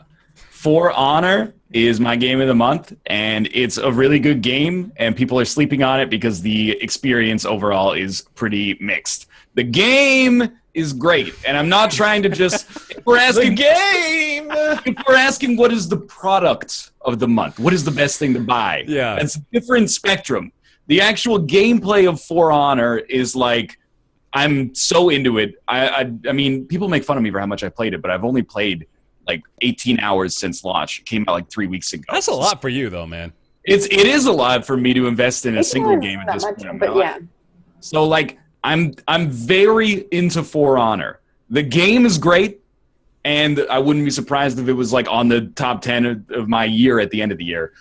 Uplay is horrible. The decisions that they made to balance the game around gear and to focus on Dominion mode and stuff like that they're really short-sighted. But the actual one-on-one or two-on-two gameplay is amazing. So Did you play through the single player stuff at all? no, and I played through the first mission and I was like, it's garbage. It's really bad. Yeah, Like- it's not I was good. just curious about your opinion because you clearly are a fan of it. I like the combat style. Like you said, it's really good. I want to see it in VR. No, I'm going to keep saying it.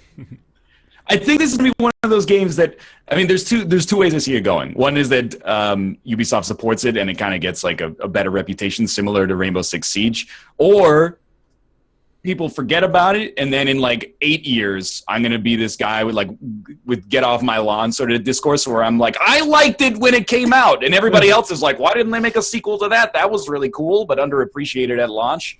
It's And like me with Too Human. I I'm were the like- only one that liked that game. Mirror's Edge or something like that. Like Mirror's Edge came out, people were like, I'm not spending $60 on this. It's only 2 hours long. And then 4 years later, everybody was like, oh my God, Mirror's Edge was the most creative IP ever released. by Hardcore. EA games. Yeah, it's Fuck like, it with a sequel. and then they made the sequel worse. So yeah, like, I really like. You know what we need? We need an open world in Mirror's Edge. That's what we need.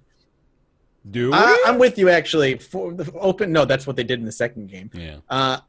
I'm with you. For Honor was probably my game of the month, February. There weren't that many games that I played. I fucking hate For Honor, but I like For Honor a lot as well.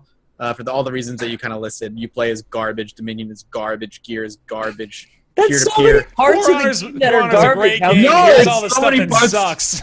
So many parts of the product is garbage. It is a bad I product. think you see the potential in it, but not the That is- actual product. yeah. The I game, agree. I see the game. The gameplay, the gameplay, I think is great. There's just a lot of nonsense around it. I think this is like a game where I'm like, it's the sum. It's more than the sum of its parts, as opposed to.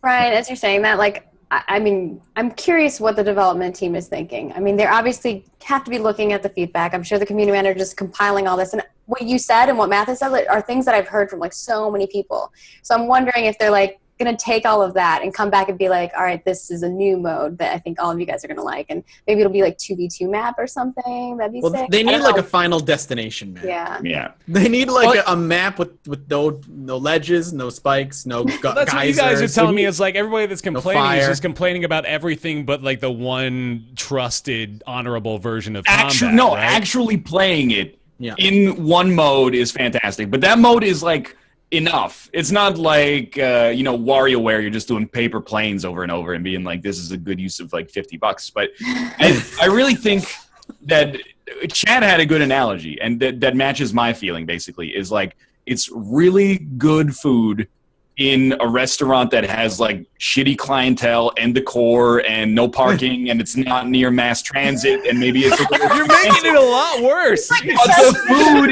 is really good and paper plates. and exactly. Paper plates. I think when you actually get into it, it's all worth it in the end. And the fact that it's that the stuff that is bad, at least you can recover from that. Like you can't take a game. You just take a bite out of it, and you're just exactly it removes you from all of that, right? You can't take a game that's like poorly designed, but presented really nicely, and be like, oh well, they can make it better. Like that game is screwed. It's fundamentally flawed from its genesis. For Honor, I think, is a great little nugget or pearl in like a clam buried in manure at the bottom of the Marianas Trench. Like James Cameron could pull it out and then they could make it better. Will they? I don't know, but it's a game. Make For Honor great again. No, just I think that like the thing is that like the moment-to-moment gameplay is just so good that we'll see what they do on the macro gameplay for it. Yeah, get rid of the macro. Yeah, get rid of the macro. They have done. They've already done some stuff. Like people were like, why? If I only want to play 1v1s, why? Or 1v1s times the number of players that I have in my party. Why am I doing this like deathmatch mode that you have to queue for to also get into that? So they separated out the deathmatch mode where you respawn from like the survival game mode, which is like, duh. But like at least they've done it. So I hope that they're looking at this and they're like, we have something good. The player base has dwindled, but not as much. I think. How as is it now? It's not bad. Like you don't queue for very long. Yeah, but like people look at the graph, and I'm so wary of like we go, oh, it's lost 75% of its players in 3 weeks, which every game does. Exactly. Without context, what does that matter? Like it could be worth that could be really bad, or it could be great, especially considering how strong February has been. But there's like a lot of there's a lot of things to improve, and I hope they find it worth investing. We'll see what happens because, I mean, they're a huge company, but Wildlands comes out in like 4 days. So Wildlands has failed to impress every time I've tried to play that game. Oh, really? There's a huge group of people who are real into it, though. I like it a lot, man. I want to play more. We're going to see how that goes. All right. Bear, come play The Division with me. I'll play that. It's kind of the same. Well, I don't know how many of you guys have gotten to play PlayerUnknown's Battleground. Oh, yeah. Mm-hmm. But I'm like, I'm worried about like what is their space in all of this, because it's so similar to like H1Z1 and like, I mean, it gives me more armor feels than anything, but I'm also just like, how do they think they're going to compete? I don't know. I'm not a fan of that whole genre, to be like honest. survival FPS. The King of the Kills are not my cup of tea, to be honest. Mostly because of the. Me too, actually. Yeah, it's just the downtime is crazy for me, man. I can't handle it, but yeah, clearly it's downtime. You just leave when the game is over. When you die, you leave. Well, I'm talking about like when I've got a squad that I'm teaming up with of these clowns, these jokers, and I jump in a game with them and I die in 30 seconds, and I spend the rest of the time waiting for them to clean house and win. It's like you just need to get good there. That's the problem, and that's the problem with For Honor too. Is that I can actually see with For Honor that is definitely a good game. However, I suck at it, therefore it sucks. Oh, it brings the salt out of me so bad. That's probably entertaining to watch. I rage so easily with For Honor. It pisses me off. I heard, oh man, in the semifinals, I think that was getting to you a little bit, wasn't it? You got a little bit of that old Dota 2 I was sick rage. of fucking his goddamn Orochi bullshit. There's just something about like, beating someone really, really badly in this video game. Like you're overpowering them, you're outsmarting them, and you're like we both know it. Like it happens sometimes as well, but it's very like. Or there's the other side where you and I are doing twos, and then they kill me, or you kill one of them, and then the dude reses his friend after he's dead, and just they tag team you. It's like, oh, this is a good time. It's war, man. It's total war. There's no rules. Bring out the mustard gas. Like who's dominating the territories right now, man? Who's got control? See, that is another thing that is just stupid. Oh yeah, who gives a shit about somebody should have like, just been like, don't do this. Right? Yeah, like the meta game. Yeah. The swords come down, and then the axes come down, and then the other swords come. It's just the thing that stops you from getting back into a match. Exactly. It's like there's no point to it at all. It You should haven't not played take for you- 7 hours. It should not take you 30 seconds and like 12 clicks to get back to the queue. Like, the game is great. Stop putting up like these barricades. Like, as far as I'm concerned, that game needs like 4 menu options. Right now, there's like 100, but it needs like play, Dominion, not Dominion. How many players are in your party? Like, we're good to go. That's it. I don't care the samurai are going to take over the Viking lands. Like, it has no meaningful They should impact. just have like a ticker, like a news ticker at the bottom. Oh, there you go. Yeah, absolutely. Tells you the percentage. You know, there's like 10 people out there who are really into it. Like that's their life. They're like that guy at PAX that was so into Steel Battalion. Or the people at E3 that were like freaking out over Persona 5. Yes. Like, they're super A lot fans. of people like that game. Yeah, we're not. I don't want this to become a list Mathis, of what the hell, fuck you man? for No, liking this thing. Oh my god, my example's being Why would taken you out of bring that up? I'm context. like, Ryan just got you to the bus here. Wait, no. Welcome to Yeah. Just fuck Mathis. It's all Yeah, that there we matters. go. Speaking of which, that is your game of the month, right? Is For Honor, Mathis? Yes, Okay, yes. cool. So, For Honor canonically must be the Well, game of hey the now, month. hey now, So- hold on. We've got a split decision here because I Yeah, it's myself. 2v2 right now. Well, no, we got actually. Hold on, we got Way to one. throw your vote away, Nick. we By got- giving an Well- honest choice. If this is democracy. No, I'm just kidding. So I've I got voted independent. Sorry. I've got some sway here though because while I have not actually played Hollow Knight myself, I have vicariously experienced a handful of it, and I definitely know I like it a lot already. However, I want to give an honorable mention real quick to Neo because I know none of you have played it yet, right? Or Maggie, have you played Neo? No, I played it. Oh, you did play it. I've, Okay. I've watched a lot of it because I watched play it a lot because I've been watching it while I was at work. It looks interesting. I'm really surprised you guys didn't want to jump on that train because you guys have been a lot more into Dark Souls than I have in the past, so I figured this would be right up your alley. That However, requires me booting up my PS4. yeah, I know, man. It's You so know, damn hard. It's funny. I saw so many comparisons to Dark Souls, and I found that the combat played a little bit more like a Legacy of Kain than Dark Souls. It's a little bit more hack and slashy, I It's can't. very although I didn't hack get and super slashy. far. Yeah, it is. I can't speak to Legacy of Kain, but I can say that it's a little less Dark Soulsy as far as the combat goes, but like the overall theme, feel, and as you're progressing through the world, it definitely gives you that vibe.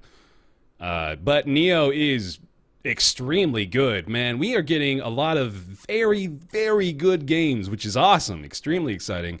But Neo deserves some praise, some love here in February. However, I do want to give the nod still to Horizon because, like I mentioned, I really have kind of become infatuated with it, and I don't get that experience very often anymore. With how many games I'm playing these days, like like Mathis said, it kind of just can easily become another run-of-the-mill experience. But I'm intrigued with this. I am really invested and interested in the characters and the story. I want to see what happens. I want to see what Aloy's deal is. I want to see what this world holds, and I want to explore more of it. So I am really enjoying it, and I'm looking forward to playing more. So yeah, Horizon gets the nod for me too. 2017 is going to be an interesting year. It I'm is. excited. It's already an interesting. It's so front loaded. What if there's just nothing? Well, we've got Red Dead at the end of the year, right? We're hitting this is like the peak of things is going to happen. Yeah. So Is we got it, a lot though? going on still. We've And then got, December is another boost whenever people. Rhyme is this year. Chasm's supposed to come out this year. I mean, not AAA, but yeah, stuff we've I'm got- excited for. South Park, Fractured Butthole. Oh God, yes, the new South Yes. Park. Of course, we got Nier Automata is coming out pretty soon on PC. Nier as well. Automata's coming out PC. That's so Yeah, exciting. that is really exciting too. And then we got, of course, the Super Mario Odyssey, Breath of the Wild here. We got Wildlands coming up soon. There's a lot of Mass Effect Andromeda comes out in Mass like Effect 2 weeks. Andromeda. Jesus, God, yeah. I Oh my want to God. be excited about that. These are all I like, think hope about it's good. how big Yeah, I'm with all ya. these games are. These are all huge games, man. Like Neo Yooka-Laylee. is massive. Ukulele, yeah, shit. Like that probably won't be like Wow. a big game, but not, You know, what this is we're reaping the benefits of all of these projects that started 5 years ago. They're all hitting at the same moment. They're all finishing, and now 2018 is going to be barren because nobody's working on anything anymore. They're all being finished. No, there's always a new project going to be started. I will let you know. Most of those companies end up having like 20, 30 products that just get thrown away, and then they keep cycling through. So. Don't forget new Shadow of Mordor in August as well. Oh my God! I am excited for that. That's literally the first I've ever heard that, actually. Oh, you didn't know? Yeah. This week, and then they were like, "Well, we might as well just announce it." Yep. Shadow of War. Shadow of War. Sorry. Injustice 2 is coming out this year too, and I'm excited for that too. Well, okay, I don't. Really? You're not excited for Injustice 2? I liked Injustice 1 a lot. I liked Injustice as well, but. To be honest, I don't think we should really have a positive opinion about anything that hasn't come out yet. So that's true. We don't want to rack up the hype machine. We can just say that we're excited, okay, Bear? Don't ruin our happiness. I just want to point out they're throwing the shade at me because I'm the guy who's always like, it's just a trailer. But then when it came time to predict the Metascore for Horizon Zero Dawn, all these people who were like, it's going to change the world. We're like, I think it's going to be like a 72. And I was like, that's got 88 written all over it. And it's at like 89 right now. He called it, yeah. Wait, was that me that said it's going to change the world? Because you're mischaracterizing me if that's the case. I might have said that. I might have said something like that. Mining it for a little. It's going to change the world, just like the Last Guardian. Last Guardian did. That's right. Did you play The Last Guardian, Maggie? Come on, too soon. Did you play that, though? I watched it. Okay. And I mean, yeah. All right. Not as satisfactory as I would hope. My review on that game as well. It's like, It exists. I mean, it's so sad. It still hurts me. Really like it. I liked it. It was okay from watching, because I watched a friend play through it. So I think as I separate myself more from it, I think my impression of it becomes a lot more, or like my criticisms are a lot softer of it because I'm a lot further removed from the emotional response. But yeah, it is still just if only X, Y, and Z could have been improved. But then the bird, whatever his name is, like, I just can't get over how many weird ass buggy shit with things they had with that. Like the gameplay was revolved around it, and it was so buggy, and I was just like, I can just see the frustration in my friend playing it, and I'm just like, why? When you have that being like one of the core elements of gameplay, it just drives me nuts. Like I can't imagine from like a game designer perspective being able to be like, I'm content with this launching. Well, it could have been we need to recoup some costs now because this project might just be canceled if not. Been in development for 10 years. I mentioned this while we were talking about it months ago, but I remember reading an interview with Fumito Ueda, who said that even he himself experienced a lot of frustrations trying to get Trico to do what he wanted him to do, and he had to like remind himself, like, yes, this is what I want. This is how I want the game to progress. However, he was, like, if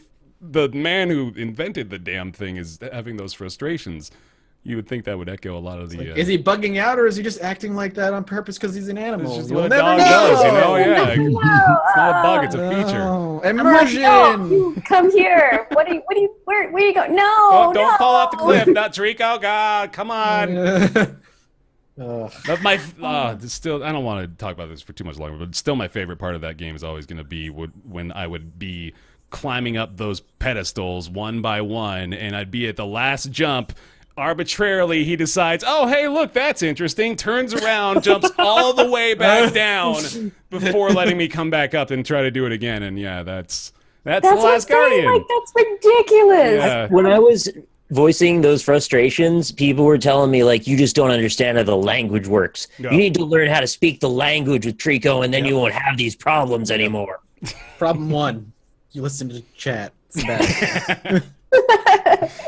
All right. No more Last Guardian. That is... Or No Man's Sky. Or No Man's Sky. We didn't talk about No Man's Sky, but I actually like No Man's Sky. It's repetitive gameplay, but I'm one of those people who I'm content with just running around and exploring things. Yeah. Did you play the 1.1 update of it? I haven't, actually. I really enjoyed what they did with that. What you've done, Ryan. Why? Why did I do this?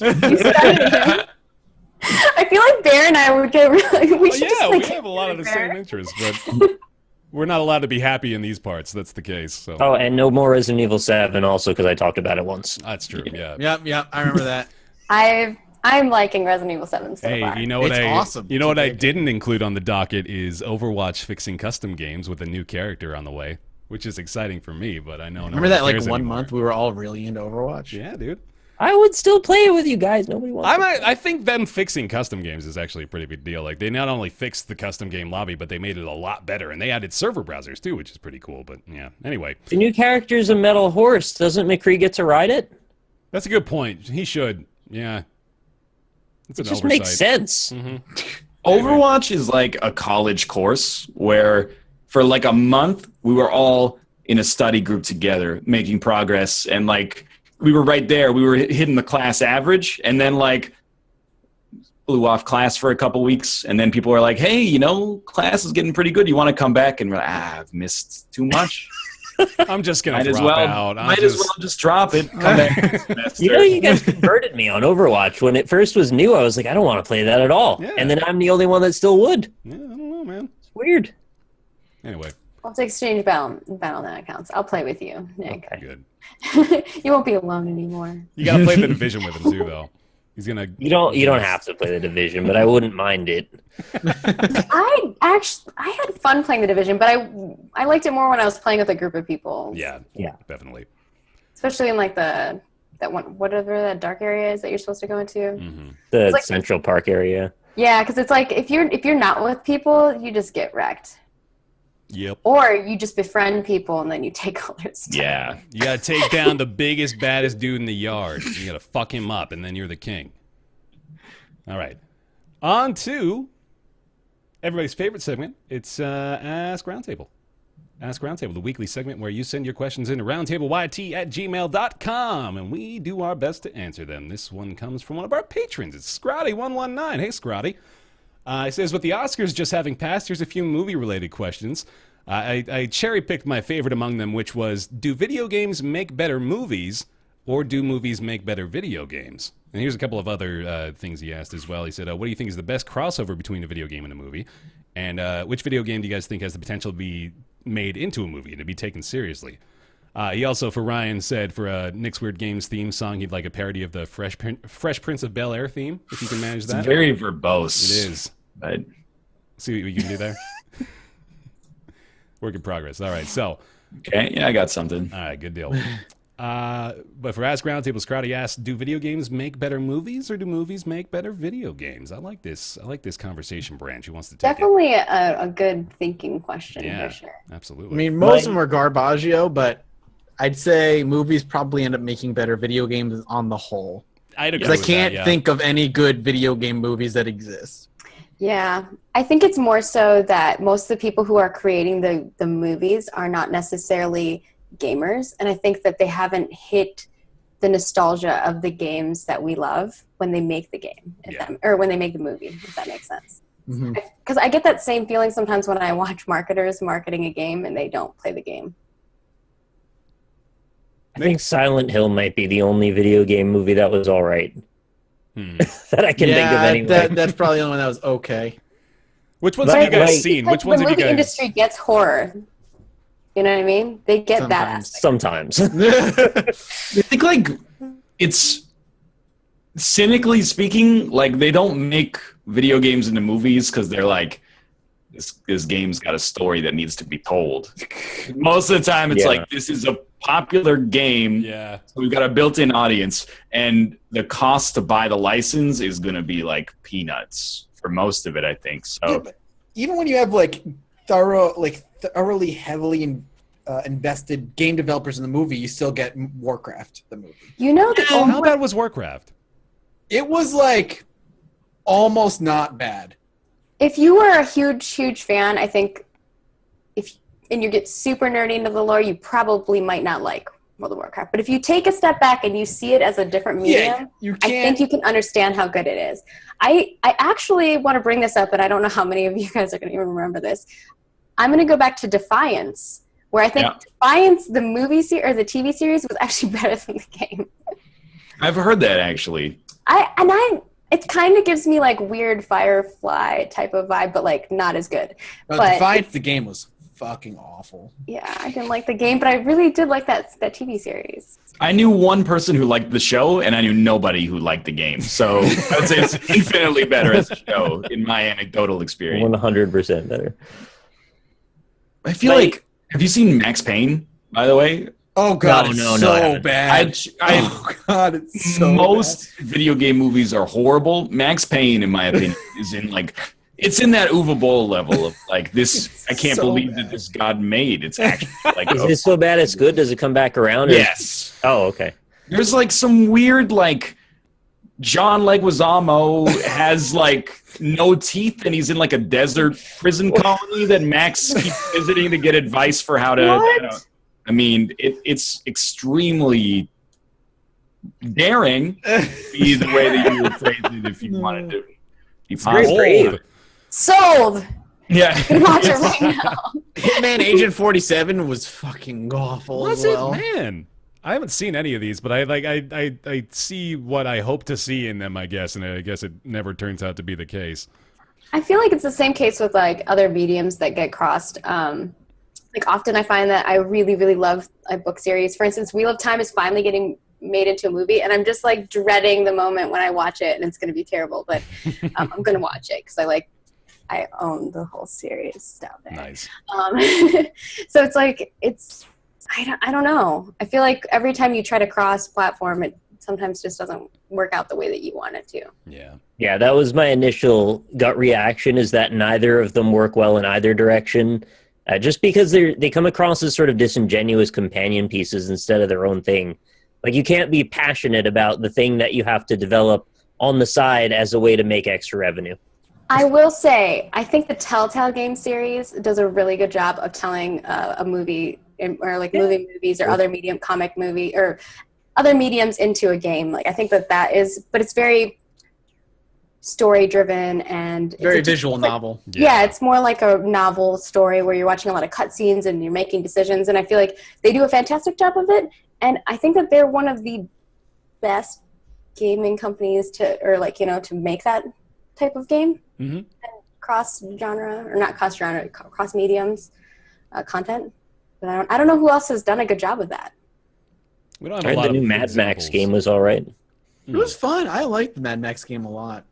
I really liked it. I think a lot of people didn't like it because it's repetitive, but I'm like, It was I super. just take a harpoon and I grab stuff and it's awesome. It's one of those open world games that does everything every other open world game does, but you have a car that you can modify, and you can like you said, you can harpoon people and It's drag them behind your car. It's Batman, but in a different like whole world, and it's awesome. Instead of a grappling hook, you have a harpoon, and it's sweet.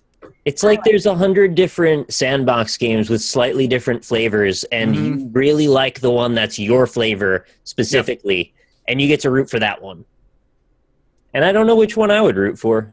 I kind of like a smattering. Breath of the Wild. People are right about Castlevania, though. There is a Castlevania Netflix series. Oh, there is? Oh. It's kind of cute. Is. Oh God. I Should didn't know that. have known that. When did that come out? I think it's pretty old. Isn't it like a cartoony? Let's see here. I had no idea that even existed. Oh, Castlevania is getting a Netflix animated series. Oh, okay, that's what's happening. Apparently, yeah, they're working Maybe on one. it's not old. There's a Devil May Cry anime. I never watched it, but I heard it exists. The news I is heard old. that it's That's as around. much as Pretty sure I heard It's that. good journalism, Nick. Good journalism. Yeah, this exists.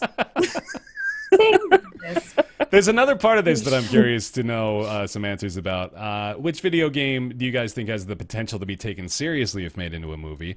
I want to propose one that I think would maybe work out, Firewatch. And I think if you took Firewatch and you turned it into what everybody thought Firewatch was going to be, you could get a great movie out of that. Or leave the story the same, but just take out 9 out of the 10 red herrings that they throw at you. Yeah, maybe. And just make it a serious story. Right, yeah. But I think that would be a pretty good one. You guys got any ideas there? Video games you think might be I taken would- seriously? Would it be live action or would it be animated, Bear? Whatever you want. I'm just curious which you think would jump Oh, for to your Firewatch. mind. Oh, Yeah, yeah, for good question. I think it'd be easier to do animated, don't you? I feel like it would be a lot easier to just accept the characters that way, but I don't know. Maybe I live kind action of would like. work. I have Henry and Delilah's character etched into my mind as that art style, so I don't know if I would see them the same outside of that. I could see it being like real life type of. Who are you casting if that's the case, Maggie? I don't know, but I can think of like Ranger style like movies, and I can already like kind of visualize it. But it would be more of like a love story, and it would. I think I keep thinking back to like French drama or something like that, which maybe not everyone would be interested in. But I think like a French romance drama would be interesting for that game. Yeah. What I would love to see is Life is Strange. I think it would actually be really easy to correlate. Yeah. Well, I could see that for sure.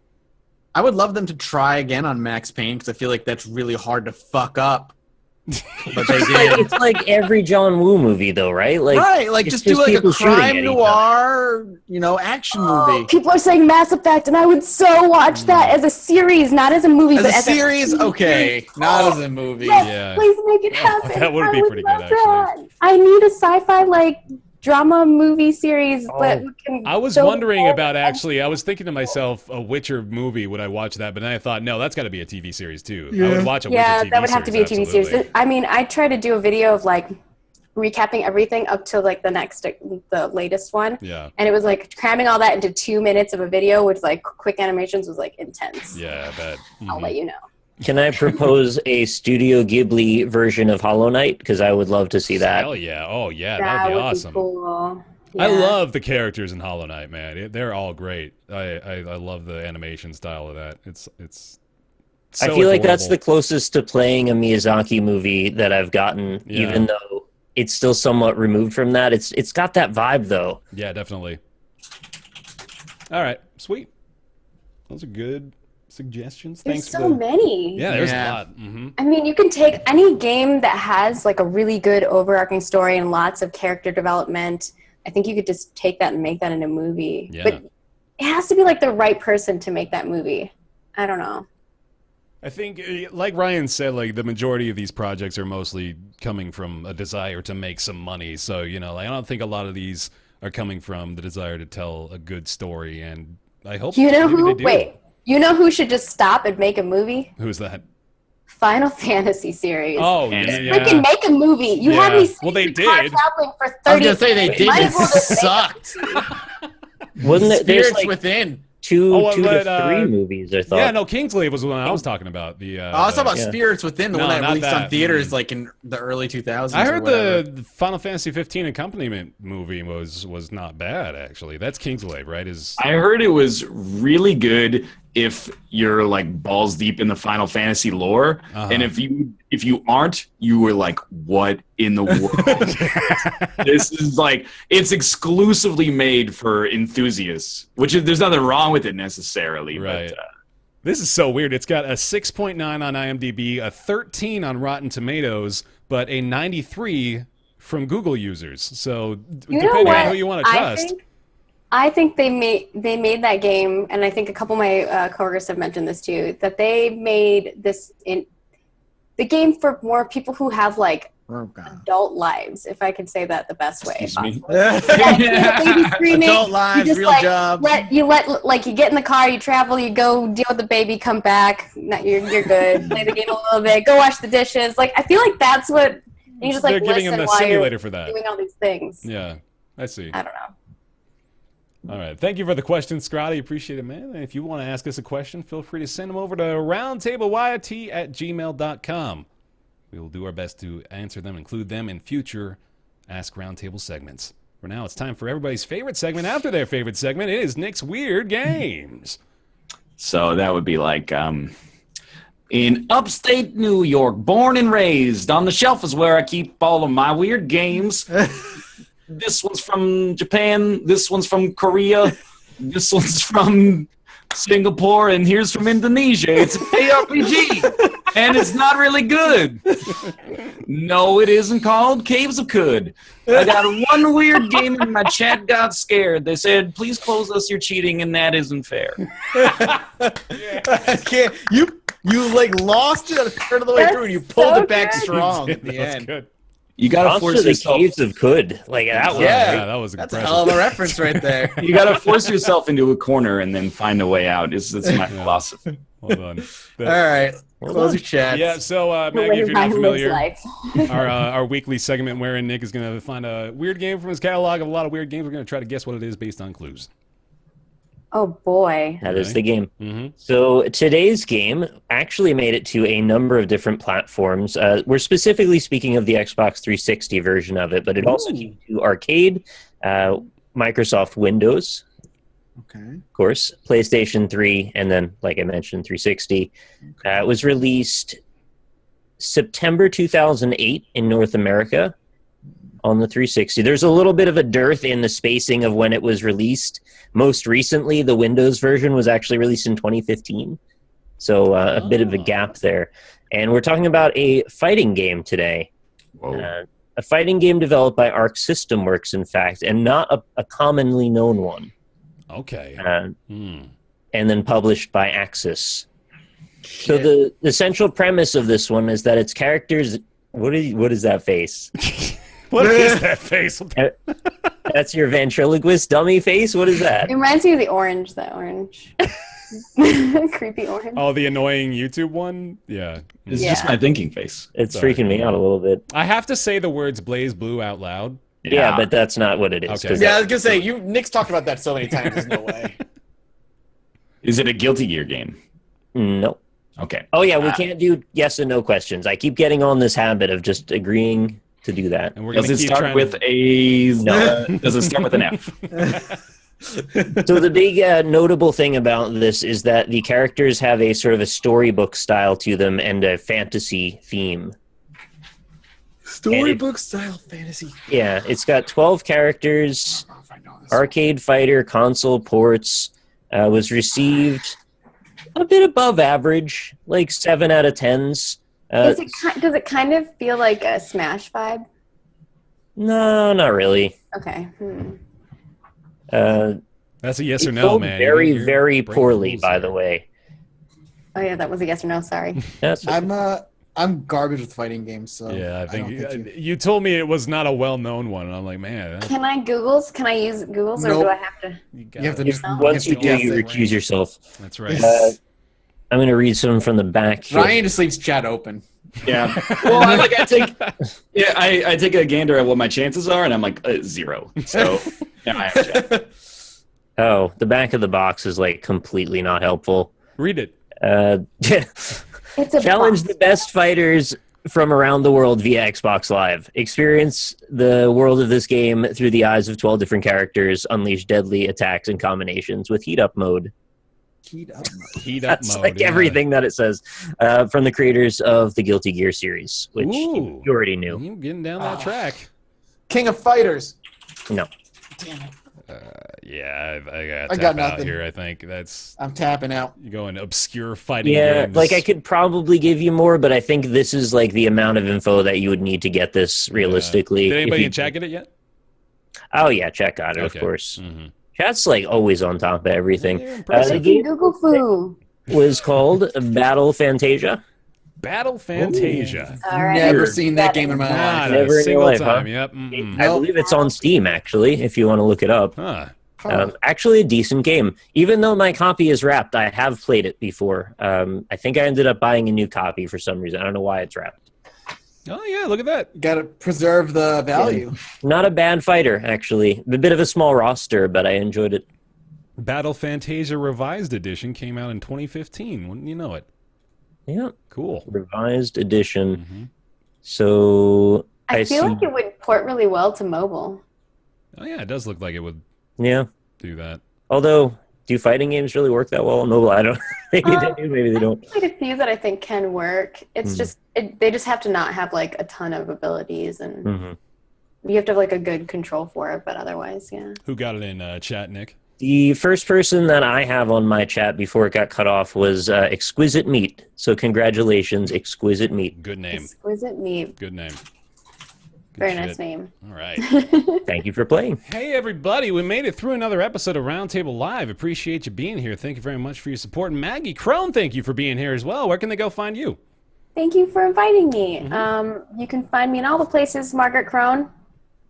Most of the places, I guess I should say. If you want to go find that, Twitter, Twitch, YouTube, and all my links are over at margaretkrohn.com if you want to just gander over there quick.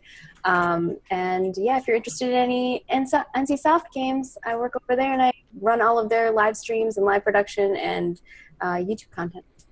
They can also find you Wednesday nights. Where would that be? And Thursday nights. That's true. And twitch.tv/Last Initiative Show, where I play Dungeons and Dragons every Wednesday, and then every Thursday I play Edge of the Empire with a bunch of people over there too. Heck yeah. Heck yeah. Cool. That'll do it.